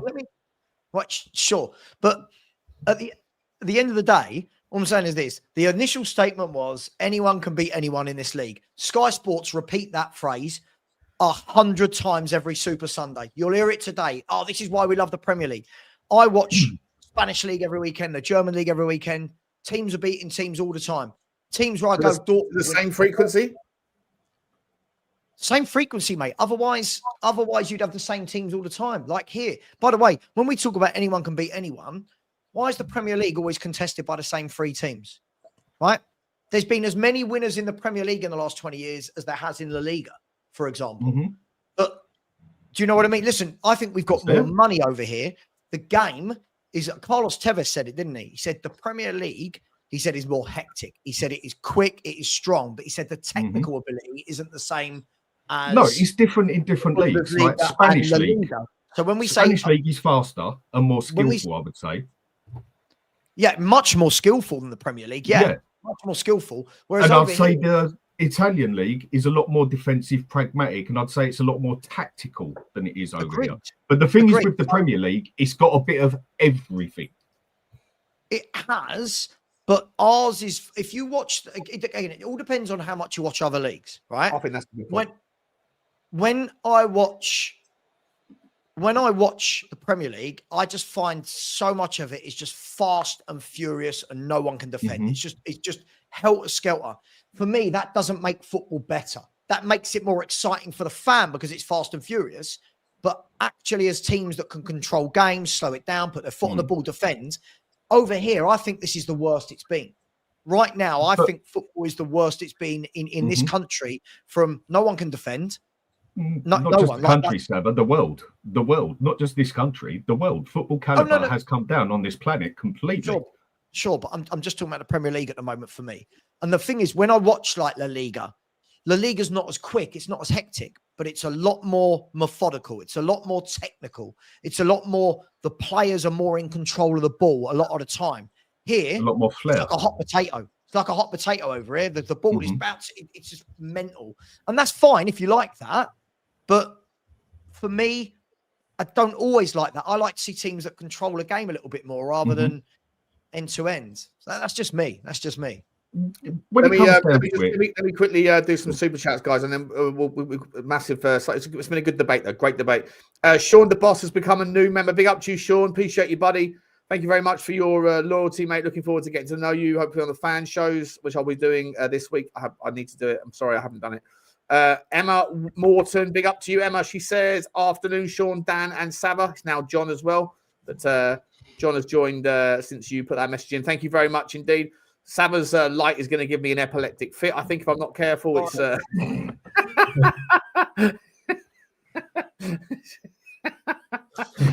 when you buy a logo light from Wish or something, where'd you get that from?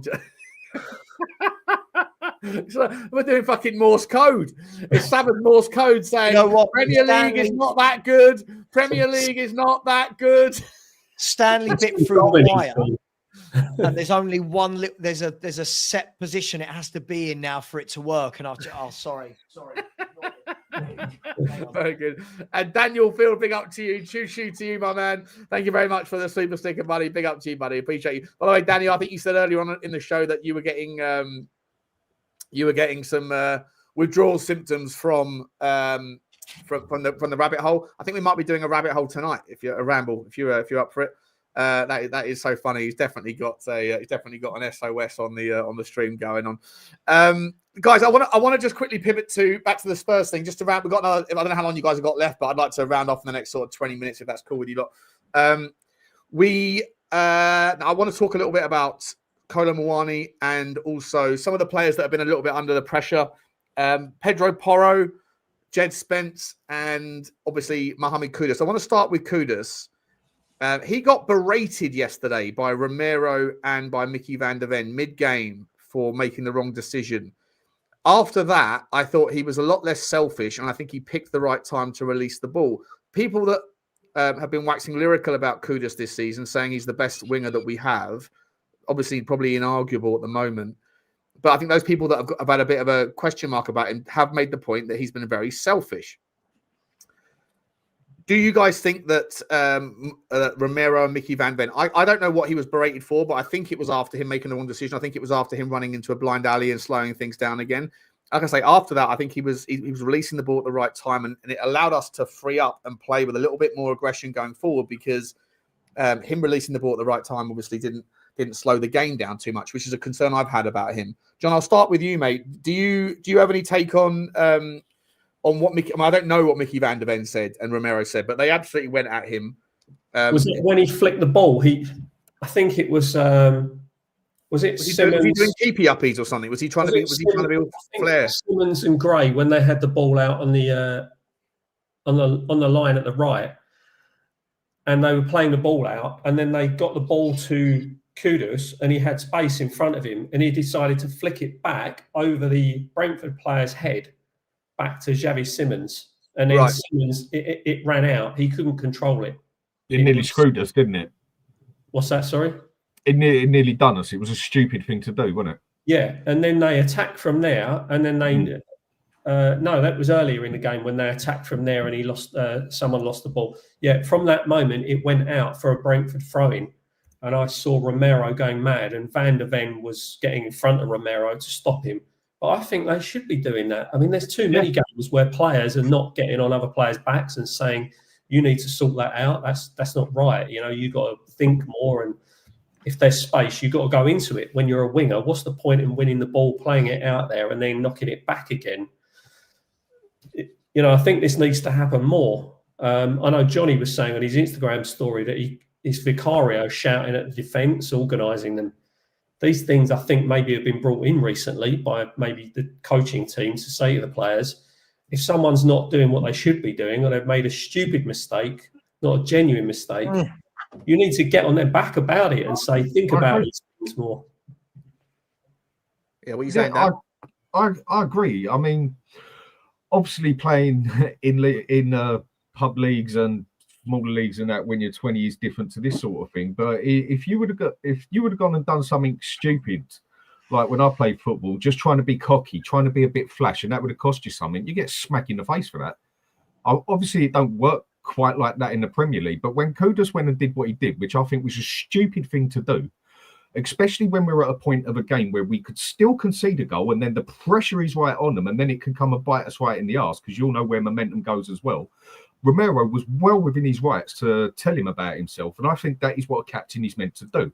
Because again, we go back in time. If someone would have been a dickhead like that at Man United and just trying to be flash and nearly cost them for it, Joaquin would have had him up by the throat. Right. And personally, that's how I think it should work on there.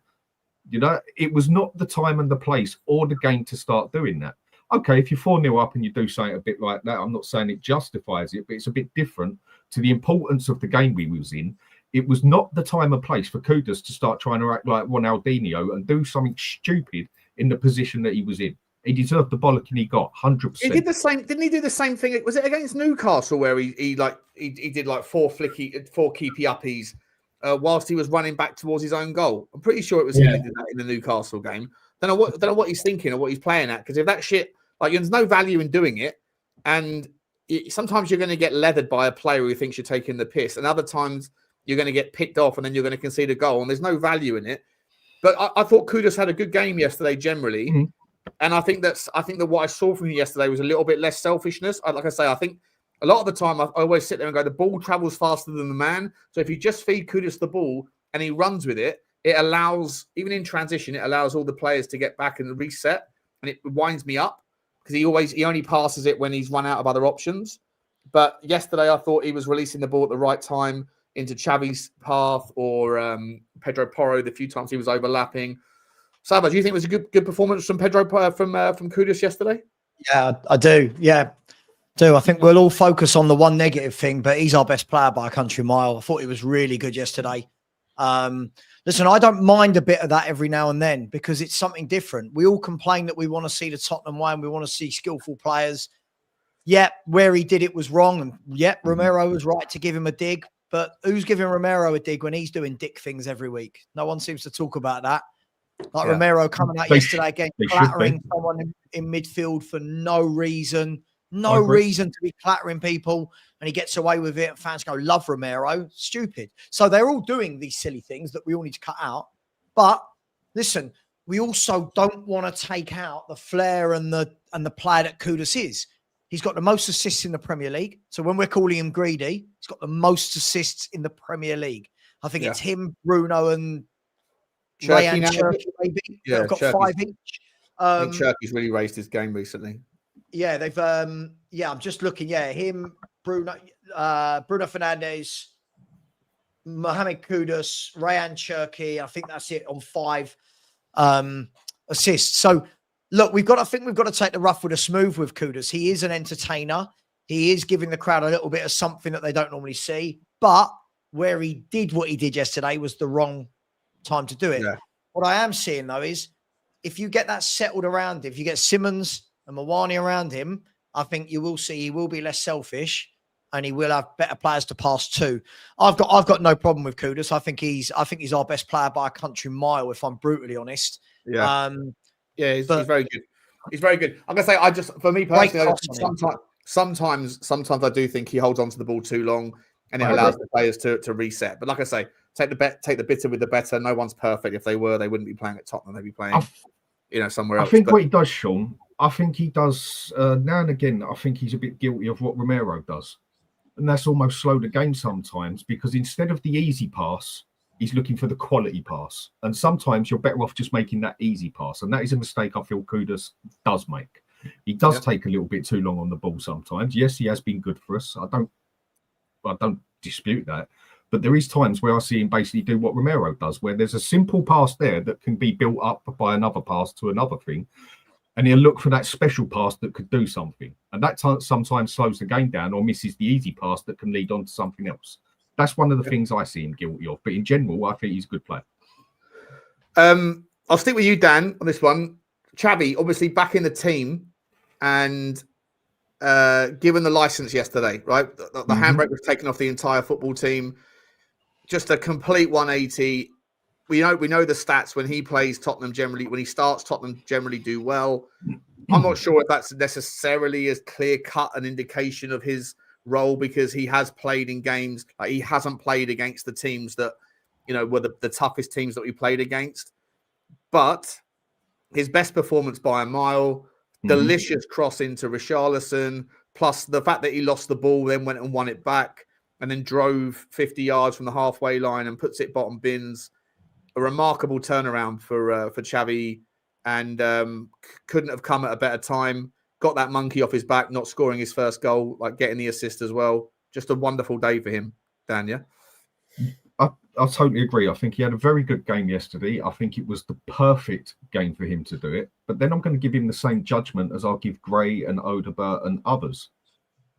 If you can't really stand out in a game like Brentford, now I'm not saying it's easy, but we are at home and it's a game you think we more should be going at it and winning it, then I think there's a bit of a problem there. If he's this excellent player that we brought in and everything else, then yeah, to an extent, I expect him to stand out against Brentford as such.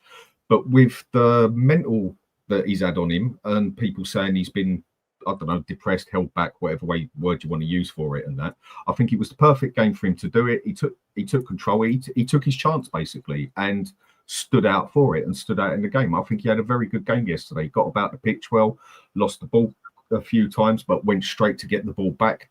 I don't think he got knocked about like I've usually seen him get knocked about as Johnson sort of thing, because there is absolutely nothing of him, basically. I feel he does get knocked off the ball way too easy. Whereas yesterday, it seemed like he had a bit of fight in him. He had a bit of passion in him. Like, I'm going to prove myself this game. I'm going to show people why I'm here, and I'm going to do it properly. And that is how I think he done it, basically. Yeah, love that, mate. Love that.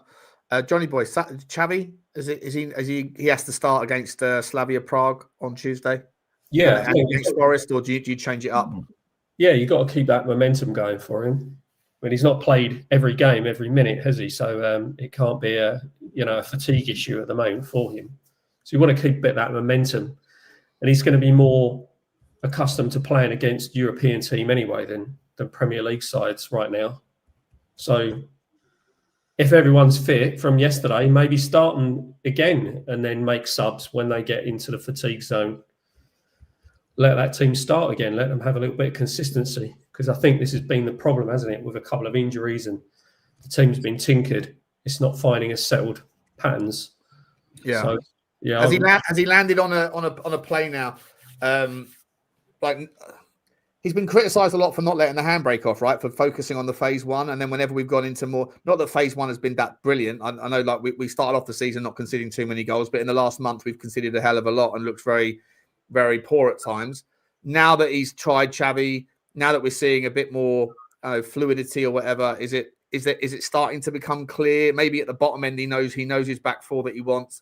At the top end, it looks like he knows but it's the midfield is still those 2 men in midfield. He still doesn't quite know for me who his best midfield two is, or do you think he's figuring that out right now? Yeah, I think a lot of it's down, as we were saying earlier, to the ages of Berghvall and Gray, and then otherwise you've got Bentancur, Paulinho. So you don't have 4 experienced players that you can say, right, okay, they should be performing every game, 7 out of 10 minimum. You've still got young lads coming in, so they might dip in and out of form. They might come up against a powerhouse side and struggle a little bit. So I think January is going to be important. I think they need a really powerful all-round midfielder to come in January, a central all-round midfielder to take the pressure off a little bit of those young guys and help them develop as well. We'll talk about that. We'll talk about who that looks like in just a second. We've got someone joining for the last 15 minutes of the show, and he's got to get an intro video. We have a flip-flop, flip-flop. Everyone changes their mind. Like they didn't say that last time. We have a flip-flop, flip-flop, trying to erase the past. Well, buddy, you're having a laugh. Hello, Lubo. Hi, Lubo. How we doing, guys? Good show, good discussion. I've got to say, look out the window. What a grey day, eh? I can't get over it. Anyway. Not a day for wearing flip-flops, is it? Not a day for flip-flops. No, not at all. Straight from Copacabana Beach. Lubo, before I bring you in, I just want to get Sava's take quickly on the Xavi performance, and also Sava, Mawani, Kudus, Xavi. Is that the 3 at the top, and then obviously Richie can play, in the 9, whatever, until we can get someone better? What's your thoughts there, mate? I think at the moment that's the best front 4, without a doubt. Credit to Richalison, a player I don't rate, but he's doing a job. But it's so strange with him, because I find he's such a terrible player, like with the ball. Anything control, anything technique, he's terrible. But his work rate, getting in the positions, he's grabbing some goals, can't knock him. I think that is the best 4. I think we've got to be mindful as well, though, that we do play every 3 days. So I think when we're saying just he's not going to pick the same 11 week in every 3 days. He's just not going to do that. We know that. City don't do it. Chelsea don't. Liverpool, Arsenal, they don't do it. They will rotate players, and you have to. Xavi Simons, I've seen a lot of people saying, Frank should have played him. But we had this chat earlier in the week, Sean. Frank said in his press conference, he said he's getting there. And that led me to believe that this is a guy that needed a bit of time. This guy, we don't, as fans, we all go, just play. He's got to, we don't know, right? Did he come in not in the right mindset? Did he come in? What? I actually had, there's a guy called Gary who's in the chat. I'm not sure if I think he was here earlier. I'm not sure if he still is. He messaged me yesterday. So he works at the training ground. One of his clients is Tottenham Hotspur in a medical situation. And he was saying, Xavi's been under he's been unbelievable in training this week, and that he's super happy now at Tottenham because he's finally moved into his new home. And the last 4 months he's been living out of a hotel or whatever else, and his family have come over to be with him as well. So everything now is like he's finally got his he's a bit more settled, if that makes sense. So hopefully that will see a nicer version of it. We don't take things like that into account. So we don't know why Xavi's not been playing the last 3-4 games, right? But then when Frank brings him in and he gets that sort of performance, surely there's a bit of us that can go, well, fair play, Frank. Clearly something's not worked. You wanted time to sort it out. You brought him in and he's responded. You've responded. That's what you want to see. But I'm still seeing people find negatives to yesterday. Oh, that's why Simons should have been playing. But if Xavi Simons had played, for example, against Arsenal, right, against PSG, fans would have turned around and done the other thing, Sean, where they go, well, he can't play in those physical games. He's going to get gobbled up. Why did Frank pick? So, listen, for me, I think he's a top player. He's a top talent. I disagree with Dan on this. I don't liken him to the other younger players at the club because this is a guy I've seen do it for Holland, for RB, for PSG. This is a guy I've seen with my eyes. The evidence is there that he's a top player. Haven't seen that with the other kids. So this guy, for me, I think this year is going to be a year where he really settles into the Premier League. I think we're going to see great games like yesterday. I think we'll see games where he's probably maybe out-muscled out of the games and is non-existent. But for me, he strikes me as a player that in the second season will really, really be the main man. And I'm looking forward to seeing him playing with the likes of Kulu, the likes of Maddison. When we get a proper left wing, I'm looking forward to seeing what he's like in those scenarios. So I think he's a really good player. Hasn't hit the ground running. That's okay. I know fans don't like that, Sean. That's okay. Some players don't. And I think once he gets fully up to speed, he's got a wonderful low center of gravity. We saw it yesterday. Yeah. This ability to draw players in, drift past them, and either drive away or draw a foul, which gets you possession and gets you fast. He's faster than people gave him credit for as well, right? He's not a slouch at all. Yeah, I'm delighted. I think he's a really good player. Lubo, are these players still not good enough, mate? Oh, sorry, Sam. What was that? Hang on, sorry, Lubo. Sorry, one second. Sorry, Sam. What was the final sentence? I just want to say, doesn't mean every game you're going to see what we saw yesterday. And I think that's the problem now is fans will expect every game that Simons is going to be absolutely worldy. Same with Wirtz at Liverpool. Look how long it's taking Wirtz to settle and get, so. Takes time. Lubo, sorry, mate. I'll bring you back in by starting the same question again. Are the players still not good enough, Lubo? 2-0 win over Brentford 90 minutes doesn't change my mind. Sorry. No, but a week I looked at the first a week and a half. Sean, I had a view at the beginning of the season of how I thought the squad looked, and 22 games later, I sort of downgraded my version. My thoughts purely by what I'd seen. Great against City. You sold the stock at the bottom. You sold them on the dip. You sold the club on the dip. You backed them all the way, mate. You backed them all the way, and then suddenly there's a massive problem at the stock. And then you've watched the pain, and then you go, you know what? Fuck this! I'm selling my stock. And then the next day, a huge buyer comes, an institutional buyer, gobbles up all of your shares, and it flies up 10%, and you're left carrying the baby. There you go. Sold your crypto out of fear factor, basically. Sometimes you're right, sometimes you're wrong. I do think that the squad's not good enough. When I compare the first 11 to Poch's 11 8 years ago. Thanks, Scott. I know I'm right, and you're right as well. I fully understand. We fully agree on that one. The squad's not good enough. The first 11 isn't good enough. When we're not up there with challenging with dare I say it, you're in Sava's second team, Villa, and City and Arsenal. We're not up there with them, and we should be up there with them. This is a big club.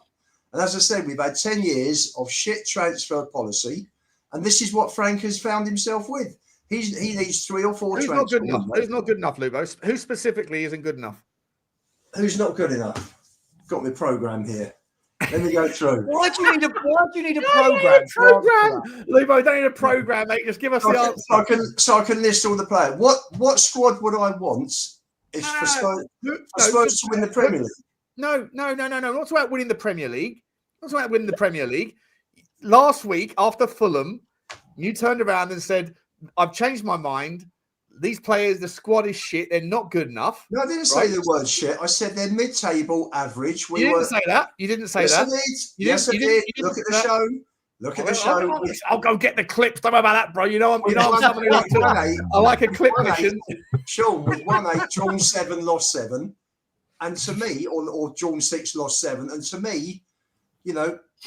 After we lost to Fulham, you couldn't answer a simple question because you knew it was a difficult one, which was, are Tottenham better than Fulham? And you wouldn't answer it. That's why I called you the Lubernaut. That's why I called you the Lubernaut. It's never a straight answer. NASA. He did actually answer that question a day later or whatever on the show when I did put it on him. Like, mate, will you just answer the question? Are we better than Fulham? Marginally, and that's my pal at the top in between you two said on his show. And then he said, and then I put it straight again, yes or no, and he said yes. There you go. Right, just about. As Sava said, better than Fulham. No, Sean, it takes. Hang on a second. It takes a squad.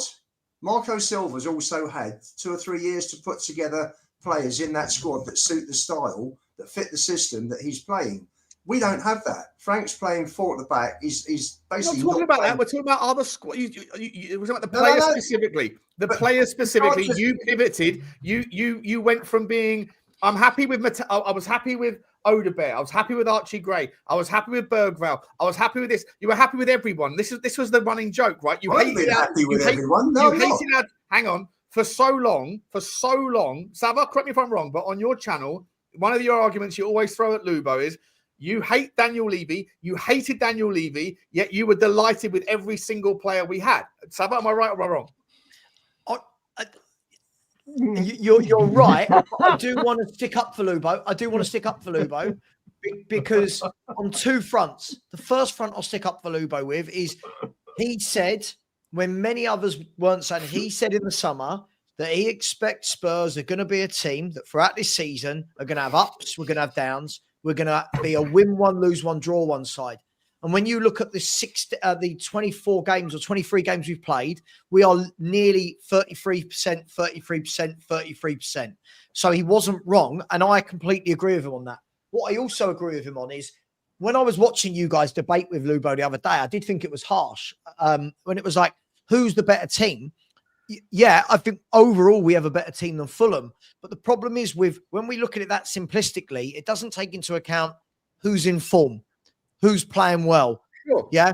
Things like there are teams out there where we've got better players than, but they've had their manager for 3, 4 to 5 years and been able to build a team for them. So sometimes Lubo started the conversation by saying, I've changed my mind. The players are not good enough. He didn't bring in it's the good fact that the same players haven't been a part. Surely no one asked that.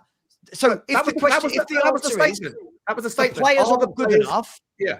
For my answer to that is I need to know the caveat to that. I need to know if someone tells me the players are good enough or aren't good enough, for what metrics. So for me, I don't think this squad is good enough. To be around the European spots.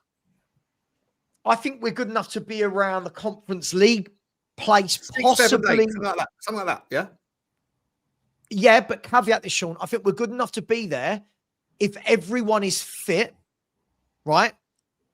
If we're not playing every 3 days, then yes. I think when you're playing every 3 days and everyone's not fit, then I think you drop a couple of places in the league because all of these teams that get praised, Sunderland, Everton, Brentford, Brighton, these guys are playing once a week. They've all had their managers for years. They play once a week and we all go, well, why are Sunderland great? Well, Sunderland aren't great. Sunderland are in good form. They bought well. With the wind and in their they played sails, good every energy, week. good environment, everything's Right. going well for them. Sure. 100%. What would Sunderland be All like that- if they were playing Champions League on a Wednesday night? And after the, and in the next coming weeks, when their African players piss off to African companies, Sure. 100%. I get all the Well, context. sure, But I'll accept your apology now. Lubo defended these players. Lubo defended these players for months, if not years, defending every single one, saying he rates them all. He rates all the youth team players. And then as soon as, and then I yet can't help you on this one, Lubo. I think there's also players, Sean. He rates the geezer who can't get a minute at Stoke. Right, he rates the play. He rates all these players. They're all legendary. Phillips. I've never mentioned Phillips. Not talking about Ash Phillips. I'm talking about Jacob Donnelly. Donnelly, I like Donnelly's career is being screwed up by Mark Robins. See, they got a 4-0 pasting yesterday. By the way, he dropped Phillips. Hang on. He dropped Phillips, Robins. He dropped him, and then realised his mistake at half time when he's 3-0 down and put him on for the second half. Idiot. Phillips has been playing well. Hang on, Lubo. He's 4-0 down. He doesn't even bring Donnelly on. This is where. What's an idiot? Lubo, this is where your love for these kids that have done nothing. Hang on, let me finish. You haven't heard my sentence. You haven't heard my sentence. Your love for these kids that have done nothing makes you say stupid things on YouTube like Mark Robins is an idiot. Mark Robins is overperforming. Stoke will tip. Hang on. Why? Look at the players they bought this season. Lubo, let me finish my sentence. You might understand. Lubo, Stoke with the bookies were tipped to finish 13th in the Premier League this year. Now, they still could. Right now, with the players they've got, he's overperforming. But what you've done, this is how childish it is. I'll call it out. What you've done is because he's not playing your mate Donnelly, he's an idiot. He's a shit manager. He's getting it wrong. So if Jamie Donnelly plays yesterday, there's no chance they still lose 4-0. Maybe they might score a couple, Sav. Maybe. He's not the difference of 4 goals, but give the kid a chance. You've taken him there. But why? He's overperforming with what he's done. He's done a great job. Sav, then why take him? Why bring him to Stoke? Maybe he took him and realises he's not as good as people like you seem to think. Well, you rate a lot of average footballers, Lubo. You rate so many average footballers. He did, Sava. He did at Tottenham until we lost to Fulham. And then all of a sudden, there's one of Lubo's programs where he gets most of his opinions from, and he tears it all up, throws it out and goes, these players aren't good enough. And then we don't beat an informed Brentford, and now Lubo's on the back foot because he sold his stock at the bottom. Excuse me, Mr. Host, Enoch out now. Enoch out. Don't turn this on me, bro. We're not worried about that today. This isn't an Enoch chat. This is a Lubo chat. What are we doing here? If we're talking flip-flops, mate, Enoch out you are now. I'm not Enoch out. You and Billy T. I'm not Enoch out. You went to the last social. I've been to every single protest bar once. Change for Tottenham. Hang on, just so the viewers know. Change for Tottenham. Put on a social at one of the local pubs near the ground on match day. And who went to see his mate Billy T and join all the team? No, see, that's false information. I didn't make it to the pub. I was too busy. I was too busy trying to buy some illegal substances from a doorman who gave me the number of a bird whose name in her phone was his phone was called sexy girl, sexy party girl XXX. And I phoned her up and I was like, she's obviously a brass as well as something else. So I was like, maybe I'll catch up with you later on. That's what I was busy doing, mate. That's what I was too busy doing. But the intent was there originally. You did leave your house. You left your house that day. I'm going to go and join Billy and the boys with CFT. I met Connor. There you go. He says I needed a shit. I did say to him I needed a shit, but I went into the pub to meet the geezer. Oh, Sean, when it comes to that one, mate, when you've gone and got the stuff, it's more the shit after the stuff. Yeah, 100%. 100%. That was funny. John, That was funny. hey, John, Anyway, Lubo, stop trying to. What are we doing here? Stop trying to pivot the conversation. Let's get back John to this. sitting there. Do you rate these players or John. not? John's sitting there thinking, what the hell am I sitting here listening to this? John knows me full well from the conspiracy corner. John knows exactly what sort of geezer I am. He knows. Still waiting. Have you changed your mind? Have you changed your mind after yesterday's performance? Is Archie Gray back in your good books? Is Bentancur, does he deserve to wear the shirt again? Because it was after the Fulham game, you said. I prefer not to I see. never want to see Bentancur ever playing in a He had a top decent shirt game ever again. Yesterday. He was our best player. No, I thought Xavi Simons was man of the match. Over 90 minutes, I'll agree. But up until he came off, Bentancur totally bossed that midfield, covered Archie Gray a couple of times, also helped our defence right out, and some good long balls up the top as well. I personally think Bentancur was the best man until he came off. I agree. You don't have to score goals in that to be man of the match. This is one thing I don't like. Just because you score a goal or two, which is a big thing, all of a sudden you're man of the match and everyone forgets how bad. Like Romero the other day. Brilliant. Scored a world-class goal and probably the shabbiest overhead kick I've ever seen, but who cares? It went in the back of the net. He had a spectacular game. No one mentions that Bentancur saved his arse 3 times in the first half and Danzo saved it with 3 separate occasions that could have cost us a goal. People do like to ignore that as soon as someone scores a goal or gets an assist. Yeah. No, Bentancur had a good game. That was the first good game I've seen him play for a while. Bentancur does so much work that goes unnoticed. He does the dirty so work. much work that goes unnoticed, right?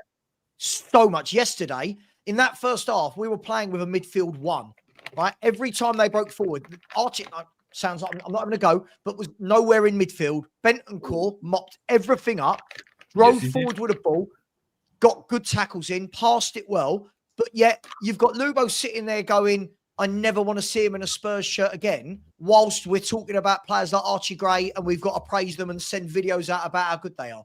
This is what makes no sense to me. You see, no. If all you have to say is step in the right direction, but you go into a rant about these kids aren't good enough and you deserve the rant. I said he was okay. So I said he was okay, Lubo. I thought over 90 minutes, I think he had a good game. He was okay. He made a lot of safe 5-yard passes, which is fine. But you sending me videos of look how good he was. I watched the video and I'm going. The video that Corey put out on Twitter. That's all. But I'm watching the video, Lubo, going, okay, the boy made some passes. What I was expecting some sort of Galactico midfield performance. But listen, Bentancur yesterday was superb in midfield. I haven't heard you say that once because you don't rate him. He was superb yesterday. He covered Archie Gray in that first half time and time again. I've not heard that mentioned, right? Why? Why? Did he cover Archie Gray in that first half? Yes, he bloody did. I don't know. Yeah, I don't know. Especially in that first 20 minutes. There was one breakaway where Gray was upfield and way out of it and way out of position. I remember seeing. Just in general, he was not in midfield in the first half. It was like Bentancur did the work of 2 men in midfield in the first half yesterday. He was excellent. He broke down every play, put out every fire. But it's so funny that if that had been Gray, you'd be telling me he's man of the match because it's Bentancur and he's 28. He doesn't get any credit for it. I don't understand. I don't think he's had a good season, Sam. That's not. Sorry, how is that the answer to what I've just said? He had a much better game. It was the best game. I said before that was his best game for several matches by a long way. You know how many games he does that, and people don't notice the work he actually gets through. You see, but he did it against Newcastle. I felt that about Gray yesterday. He was quietly effective, just went about his business quietly, no fuss. And you know, as Sean said, you don't notice players, but you notice Damsgaard did nothing. He got hooked, didn't he? And this was like the great Damsgaard's got to do with this. I don't know what Damsgaard's got to do with anything. Bentancur, if anything, I disagree with Sean on this because if anything, Bentancur was the deeper player. So if anything, Damsgaard didn't have a sniff because of Bentancur, not because of Archie Gray. Bentancur, which is it this week, Lubo? Is Gray an 8 or a 6 this week? Frank thinks he's an 8. Yeah, but you've told us for played 18 months he's a number 6. He played his interim. He's played his first few years, Sav, as a 6, and he got taken to Leeds. He got taken to Leeds as a 6, and he played through his academy years as a 6. So if a player plays there for several years, then what am I going to say? He hasn't played there for several years, has he? He has. I'll tell you what, there's an easy way around it. Lubo, just go and ask him.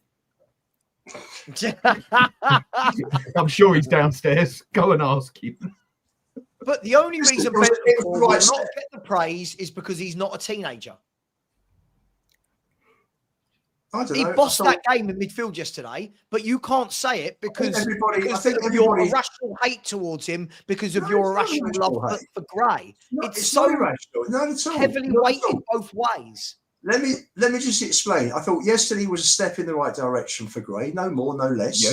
Yes. Right? I'll go with I mean, that. that was it. That was the first 90 minutes he's played, and that was probably the best 90 minutes he's played for the club. Why are you sending everyone videos? So So why did you send me messages that apparently my take was wrong because I didn't announce that he made one header. What was it you sent? You sent me a bunch of stats that came from. His stats were a bang average, mate. As a midfielder, to sit there and celebrate that he's made 1 clearance, 2 tackles, one header. I'm like,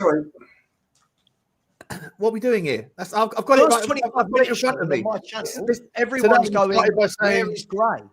That's what they were doing. So Archie Gray. Where is Gray? First 25 minutes, because didn't see him on the pitch. It's not a bad thing. Gray versus Brentford, right? Archie Gray versus Brentford. 32 out of 34 passes completed. I'm sorry, 34 passes completed for a midfielder is ridiculously low. There's not many passes in a game, is it, really? 5 passes into the final third, okay. 2 clearances, 1 headed clearance, 2 ball recoveries, and 2 interceptions. Like, go and compare that to a performance from like a Lavia or a Caicedo or Declan Rice. you're talking about different levels of players with more experience. Standard midfield data for a decent performance for someone that's playing in a double pivot or a deeper 8 is not to celebrate 2 clearances and 5 final third passes. It's okay. He was okay. That's right. Have you seen what Connor's just said? I think he meant yesterday, not tomorrow. Gray wasn't anonymous yesterday. There you go. No. Listen to what we Yeah, said. No, hang on. Listen to the words he said.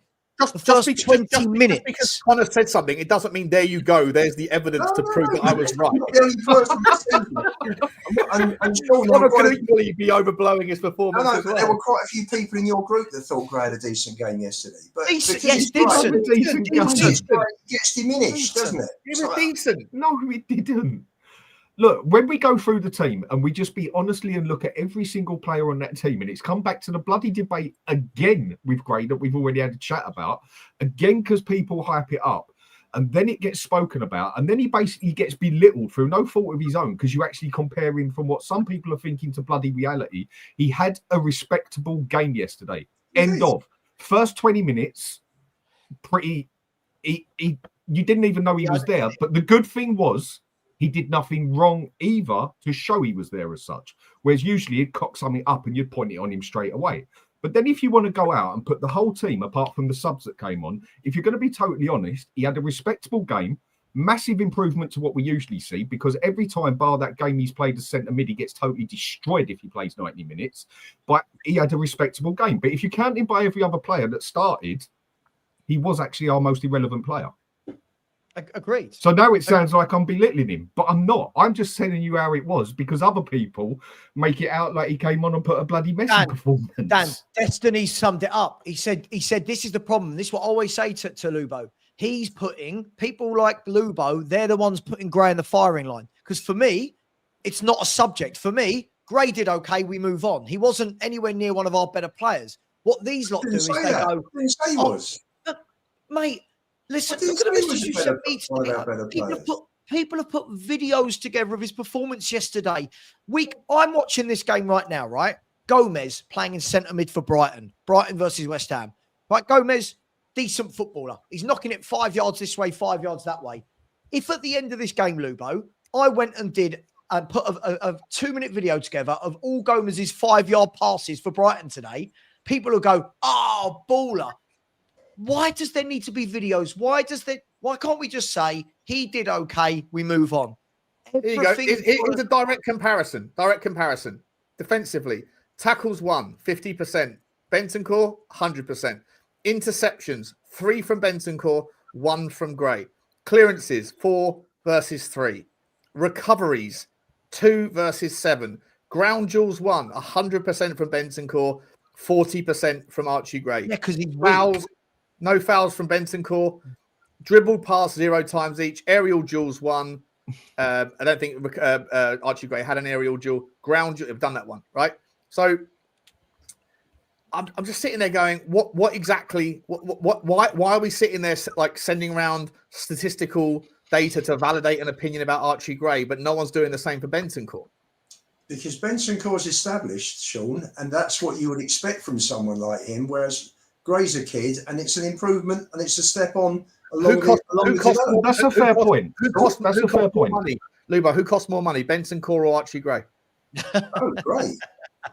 We got Bentancur for 16 million.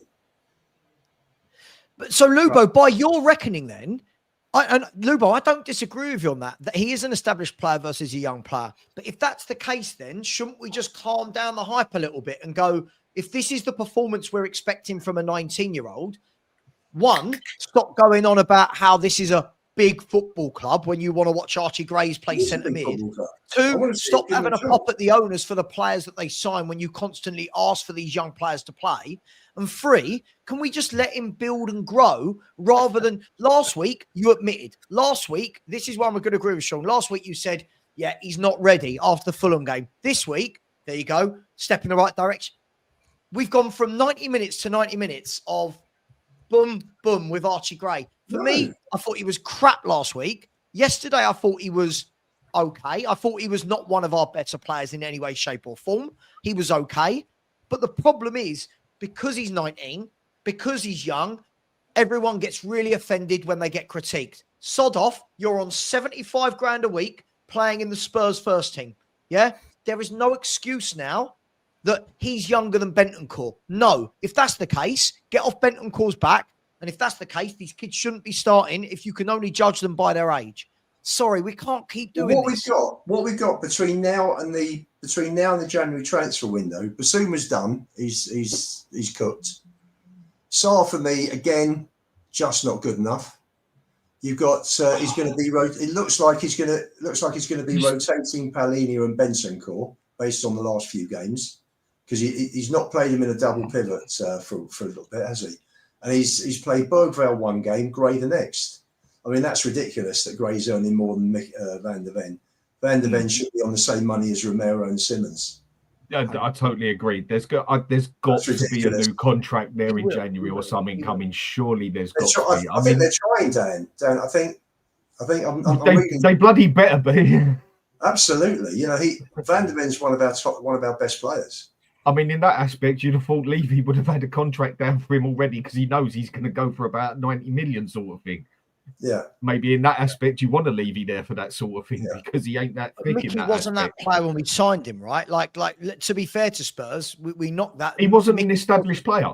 Yeah, he wasn't an established player. For me, what's more strange is how they offered Gray. I mean, the amount of financial money behind Archie Gray, I think, and this is not the lad's fault. This is what makes it worse for him. He's paid a massive amount of money. He cost a massive fee. So fans like me, I watch him and go, I want to see what the fuss was about.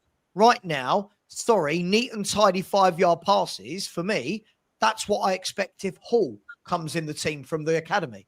I expect 5-yard passes from him. When I've got Archie Gray, who's an England under-21 international and 40 million quid, show me something more than I saw yesterday. Now, I think you agree, Sav, I think you agree that the 40 million and the 75 grand a week was probably what Brentford had offered, and Spurs had to match it to get him. They didn't have to. No, we didn't have to match it. No. If they wanted him, if they wanted him, which they did, then obviously you've got to match what Brentford have offered. Sure. So I just wanted a Manu Kone who was available in the same time. Absolutely. But you know what, Sav? Gray should have been a £20 million transfer. No. No, he should have been a £5 million transfer. No, I disagree. He's a lot better than that. You know, the guy's gone out and he's run the midfield at Stamford Bridge in a cup game. You look at that and you think, good hang on a sec. Hang on. Are we doing this? Hang on. You're not looking at it. We're back to he's good enough again. You're not looking at it as a £5 million player. Who, you know, these days, no one goes for $5 million. So. How much was We have a flip-flop. Not doing it again. What's That's Berghvall? You're changing your mind again, mate. Come on now. What are we doing here? Oh. No, I've said all along Gray's a £20 million player. How much is Berghvall? Paul, well, Berghvall, we got Berghvall for £8.5 million. That was a steal, wasn't it? Right. So there you go. Still. If you can find players like Berghvall for £8.5 million, whoever then went and signed Gray for 40, they should be called into an office and going, please justify why this guy is 5 times more than Berghvall cost. Well, It's because of the English. Hang on, I can half answer that for you on this one. Yeah, some of it does actually come down to the what do you want to call it? I suppose the English. Do you want to call it VAT? Interest, whatever else. It's the transfer tax. As soon as it's English, you can easily. I would have said 20% a few years ago, but these days it's like a 40% price tag on top of it.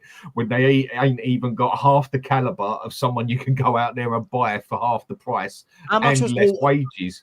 It is. How much It's was just Walton? like that. Walton went for 22.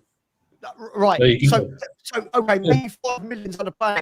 When you're buying Adam Walton for 22 million, you go, wow, look how he hit the ground day one. And then you're talking 40 million for Archie Gray, and 18 months later, we're still arguing his best position. And if he should we had be our playing, pants pulled down. We had our pants pulled down. we got our pants pulled. Absolutely, we have. No matter how much Lubo argues it. No, sure. Until I'm not you- saying we've overpaid for him. We overpaid for where he was at that time. We overpaid. John, let me bring you in, mate, because we have to round off in a second, mate. I've got to go. Yeah, okay. Cheers, Sarah. Appreciate you, mate. Thanks for coming on. Much We're love. going to round off in a couple of minutes Lubo, anyway. see John, you tonight. I'll ruin you then as well. Right. You can try. You can try. Oh, Archie. Oh, Archie. try. I love Archie. You can try. appreciate you, Sam. Take care, mate. John, we're going to round off in a minute, mate. But I'll be definitely seeing you tonight if we do a rabbit hole. But I'll allow you to settle the debate. Has Lubo flip-flopped to an unbelievable? I know you don't know Lubo that well, but feel free to just pile in. Or is Lubo fairly right? Or more importantly, is Archie Gray? Where is Archie Gray in the pecking order as a midfielder at Tottenham Hotspur?